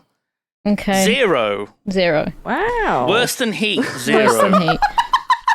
Honestly, it was painful. The music was jarring and stupid. You don't like a bit of Kanye? I hated it, and I hated the characters in it.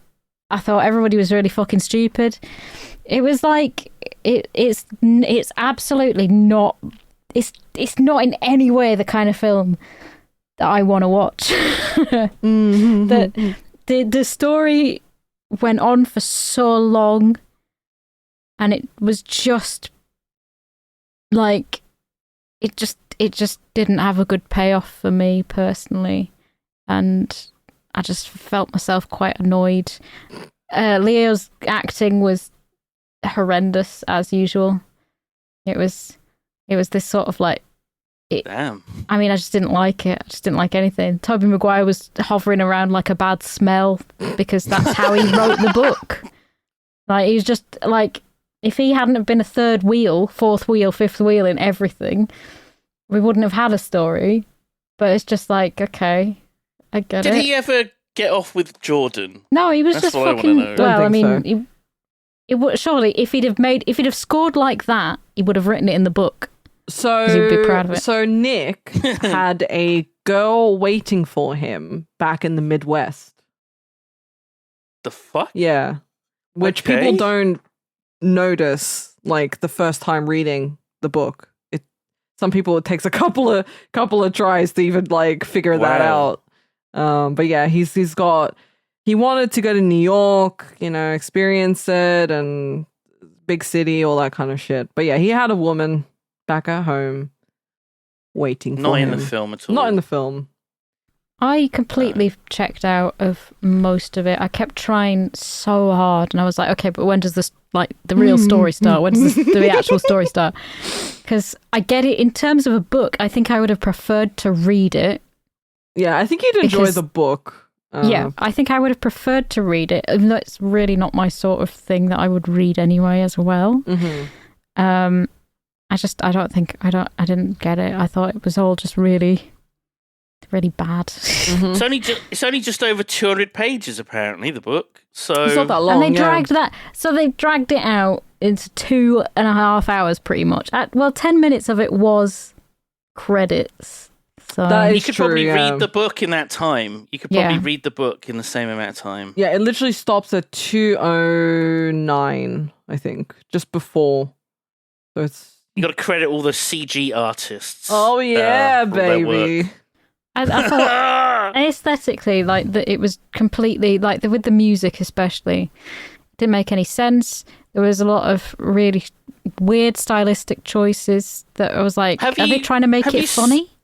Have you seen a Blas Luhrmann movie before? I don't Wait, what's the actually Greatest know. Showman one? No, it wasn't. Moulin No. Rouge. Have you seen Moulin Rouge? No, Could have been. never seen that. Romeo and Juliet. Oh yeah, I've seen that one. Yeah. That's Baz Luhrmann. That's Leo. Did you not like Leo in that? No, I hated him. He still had a stupid face back then. Have you seen the film Australia? No, She would not I'm have seen it. looking at his films now. I've only seen Romeo and Juliet. Probably. Romeo and Juliet, and I saw that in school, Yeah. and I watched it again sort of fairly recently. And that one, it's like, okay, I kind of get it. That, because that story is something, it's a solid story, pretty much. Okay. It's You more just think solid to me. the execution of the adaptation. Well, he wasn't did. it. He did Elvis recently, which is what I brought Yeah. up. The 2020, Elvis. 2022. He did Elvis. Hey, Elvis. He did Elvis, and I thought it was all right. They had that Austin Butler playing Elvis. To be fair, I think if I watched Romeo and Juliet now, I would think it was stupid and annoying as well. Yeah, Yeah, I think you would. Yeah. Because I thought it was stupid and annoying when I watched it in school. Yeah. Because I I was don't like, think okay, I like Romeo and Juliet from what I remember. I don't think it's one of those. I always So I'm- just I'm really get- liked her angel wings. Yeah. I really wanted them. So that's why Yeah. I've got angel wings on the back of my chair. Oh. So I just like that. Right, trivia. Trivia time. Have you found any interesting little tidbits of trivia about this film? I got the IMDb Bizzle page open. I got a great one. Leonardo DiCaprio and Tobey Maguire have been real-life friends since childhood. They were part of the Pussy Posse together. Oh, how cute. What? The Pussy Posse? Yeah. Have you never heard of that? A group of Leo and his friends. I think I Like- have, but like it wasn't with Toby. It was like with some other people that he'd been friends Yeah, with. there was a whole bunch of them, but Yeah. Toby was in the group with Leo. Amazing. On the first day of shooting, Director Baz Luhrmann filmed the scene where Jay Gatsby, Nick Carraway, and Daisy Buchanan have tea during a rainstorm. Since it was a beautiful spring day, Luhrmann had to use 100,000 litres of water to create the downpour scene in the film. Immediately afterwards, it rained for the next 3 days. LOL. This Isn't is it why always the way? you look at the fucking Forecast. weather forecast. Did people Yeah. not do that? Do like, right, we have to shoot this one today, but actually it's going to rain a lot tomorrow. I don't care. I don't care. The phrase old sport is said 55 times during the movie. We really? Jay-Z served as an executive producer for this film. He Oh, purportedly there you convinced go. director Baz Luhrmann to use a hip-hop soundtrack featuring a number of his songs. Jay-Z, it's all your Oh, fucking fault, you there- moron. That's it. That's who to blame. You're not a filmmaker. Fuck. There you fucking go. No, but he's a businessman, Sophie, and he is got a he got businessman. his music and his buddy's music and his wife's music in the film. So Fuck's sake. our plight.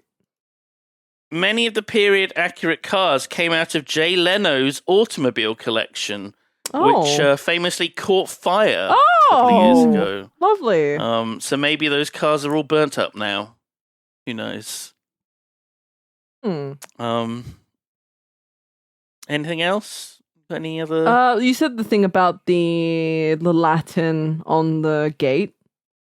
Mm-hmm. So there's a photograph of Zelda Fitzgerald, so the wife of Scott F. Fitzgerald, on the wall in the apartment that Tom and Myrtle shared.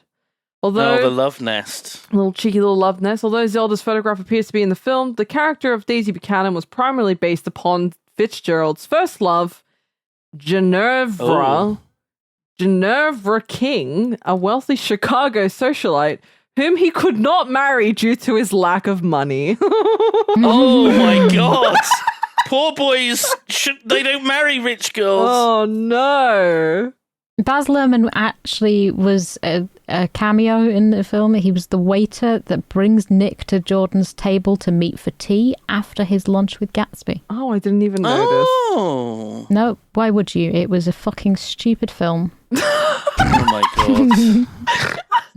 All right, we're done.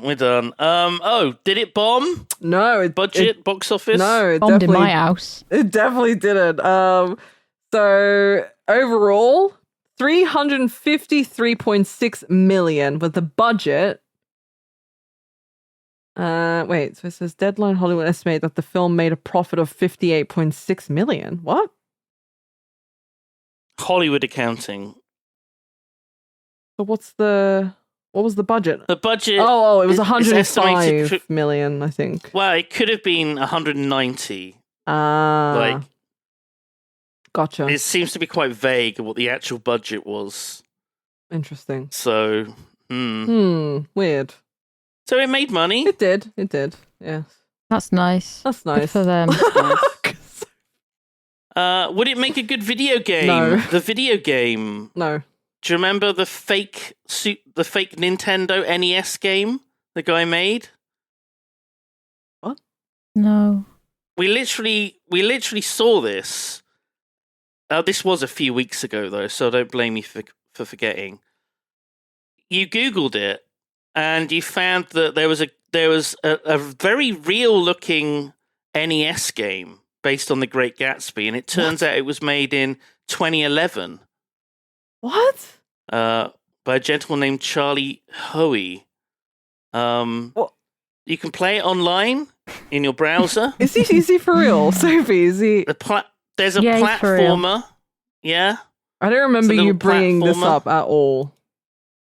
One of you, someone who wasn't me, found this and was playing it. Maybe I was like, "Oh my god, there's a game for it." I wasn't playing it, but I might have. Oh, I don't know. I've got a really funny Leonardo DiCaprio fact, though. Okay, go ahead. I'm subscribed to funny Leonardo DiCaprio He's facts. named after Leonardo da Vinci because he first kicked in his mother's womb when she saw Leonardo da Vinci's artwork at the Uffizi Gallery. His artist father felt it was apt. It's a good job she wasn't. It's a good job she wasn't listening to an album by Anal Cunt. Yeah, that'd be great. What the fuck? I think everybody should be named after something that was happening when they first kicked. Yeah. I'm going to ask my mom what mine was. This actually just reminded me of an anecdote. Oh my god. my mum was talking to her friends at work, and they were going on about like, unsubscribe. if your child was named after what you were craving in pregnancy, what would your children be named? And my mum just went, sponge. My mum craved eating sponges when she was pregnant with my sister. Oh my god. And with me, it was Sponge. flannels. She wanted to chew on flannels. So, flannels and sponge. I like that. My god, I that think kind it- of fits you both. Yeah. That's weird. Leonardo DiCaprio is an avid beekeeper. He keeps bees. Oh. Horse shit. Bees. Absolute horse shit. He's I want- invested in something that has bees. Well, I'm he's sure. very like what's it called? Climate change. He's very climate change. Yeah. I'm pro climate change. No, he's very like. Fuck me. You gotta do another one of these yomps this week. I just want to die. He's very conscious about Oh the my planet God. and like he's environmentally. Was he on Funhouse? Huh? He's on Funhouse. All right, Was unsubscribe he? from Leonardo DiCaprio facts. Yeah,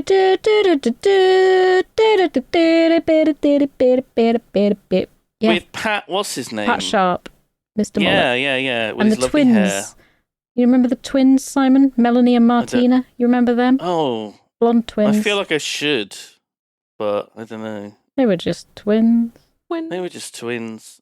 Um. Have either of you made changes to your list? Gee, what have you added to your list to replace The Great Gatsby? Well, I have another list outside of this one, and Yeah, Shutter Island is we on. all have. Shut up. Shutter Island is on the second list. So I'm thinking. More Leo, which is he is Booth's favorite actor. Do you I hate love him? it. I love it. Do you I hate love him, it. Booth? I love him. I love him so much.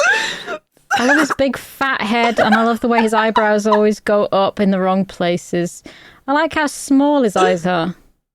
Did you not hear us say Leo was terrible in it, as he always is? True, And yeah. literally, I'm looking at like I just his want to know acting why. roles. Yeah, I want to know why. I haven't seen anything he's been in fucking forever. I was in like The Revenant. I did Wolf of Wall Street. Yeah, I've Gets not seen fucked that by either. a bear. Mm. You'd like that. I do like it when people are fucked by bears. What is wrong with I've made a couple of changes to my list. My Fair Lady has been on my list since the first week, and I was looking at watching it in my own personal private time. It is an almost 3-hour-long movie, so I've removed it from the list. Thank God for All this that. time, it was there waiting for us to watch 3 hours of a musical. But it's gone. In the Mouth of Madness has replaced it. Very similar films. Okay. Right. I do like that film, Simon. Well done. I've seen him in Inception. Okay. And I've seen Django Unchained. Oh, I love Django. Such a good film. What else have I've seen Shutter Island, I think.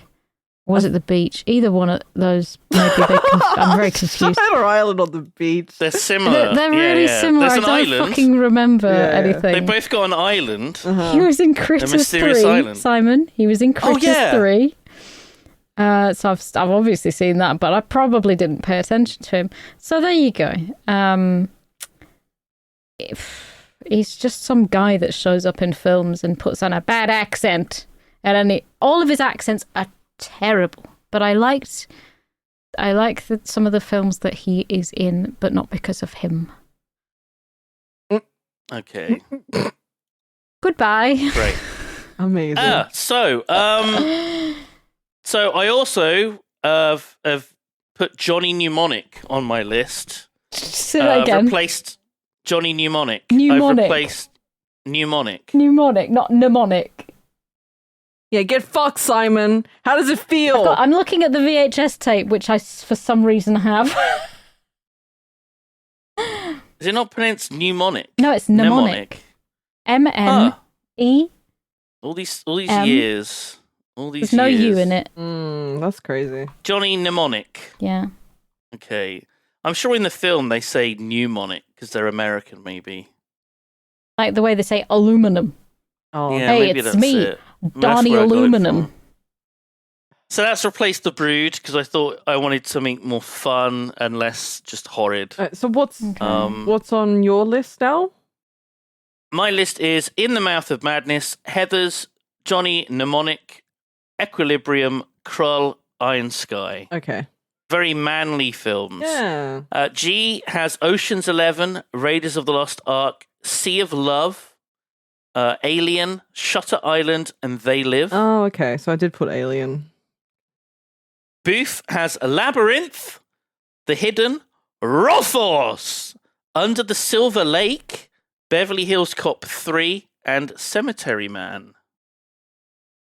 Are we ready to do some rolling? Yeah, baby. I'm going to do some rolling. You can witness my rolls if you want. If you want, I don't mind. Yeah, do a we've got test. to check that you're 19. not fiddling the dice. I don't want to fiddle with my dice. Don't I'll fiddle go with your blind. dice because otherwise, G-Star might not get as many rolls. Yeah, exactly. Oh my god, I swear to God. Oh her my again. god. 6. So it's number 6 on our lists. So it's Iron Sky, They Live, or Cemetery Man. Ooh.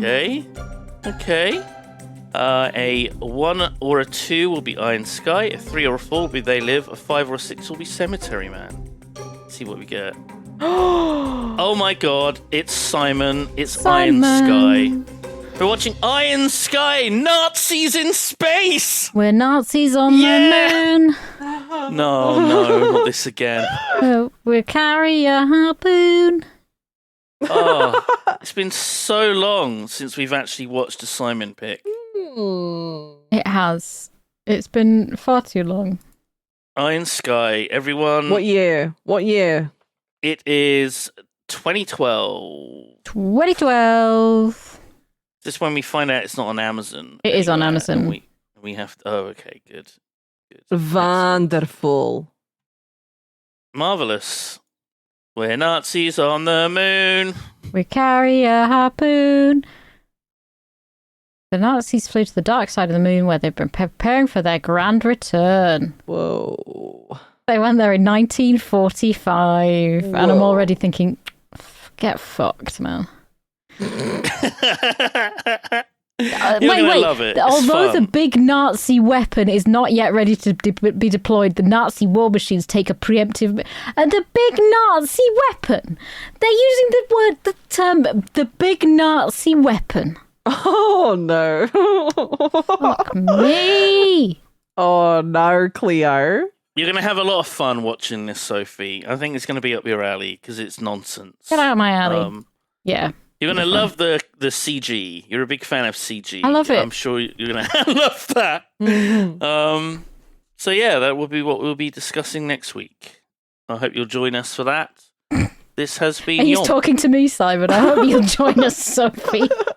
Please. Sophie, please come back. Please. We miss I you. beg you. If you could endure The Great Gatsby, Heat, The Greatest Showman, all these films you can... I think this is an hour and a half, so I think we'll be fine. Okay. It'll be a breeze to get through. Wonderful. Thank you, everyone. Okay. I love you. Bye. Bye. Love you, bye. Love you. Bye.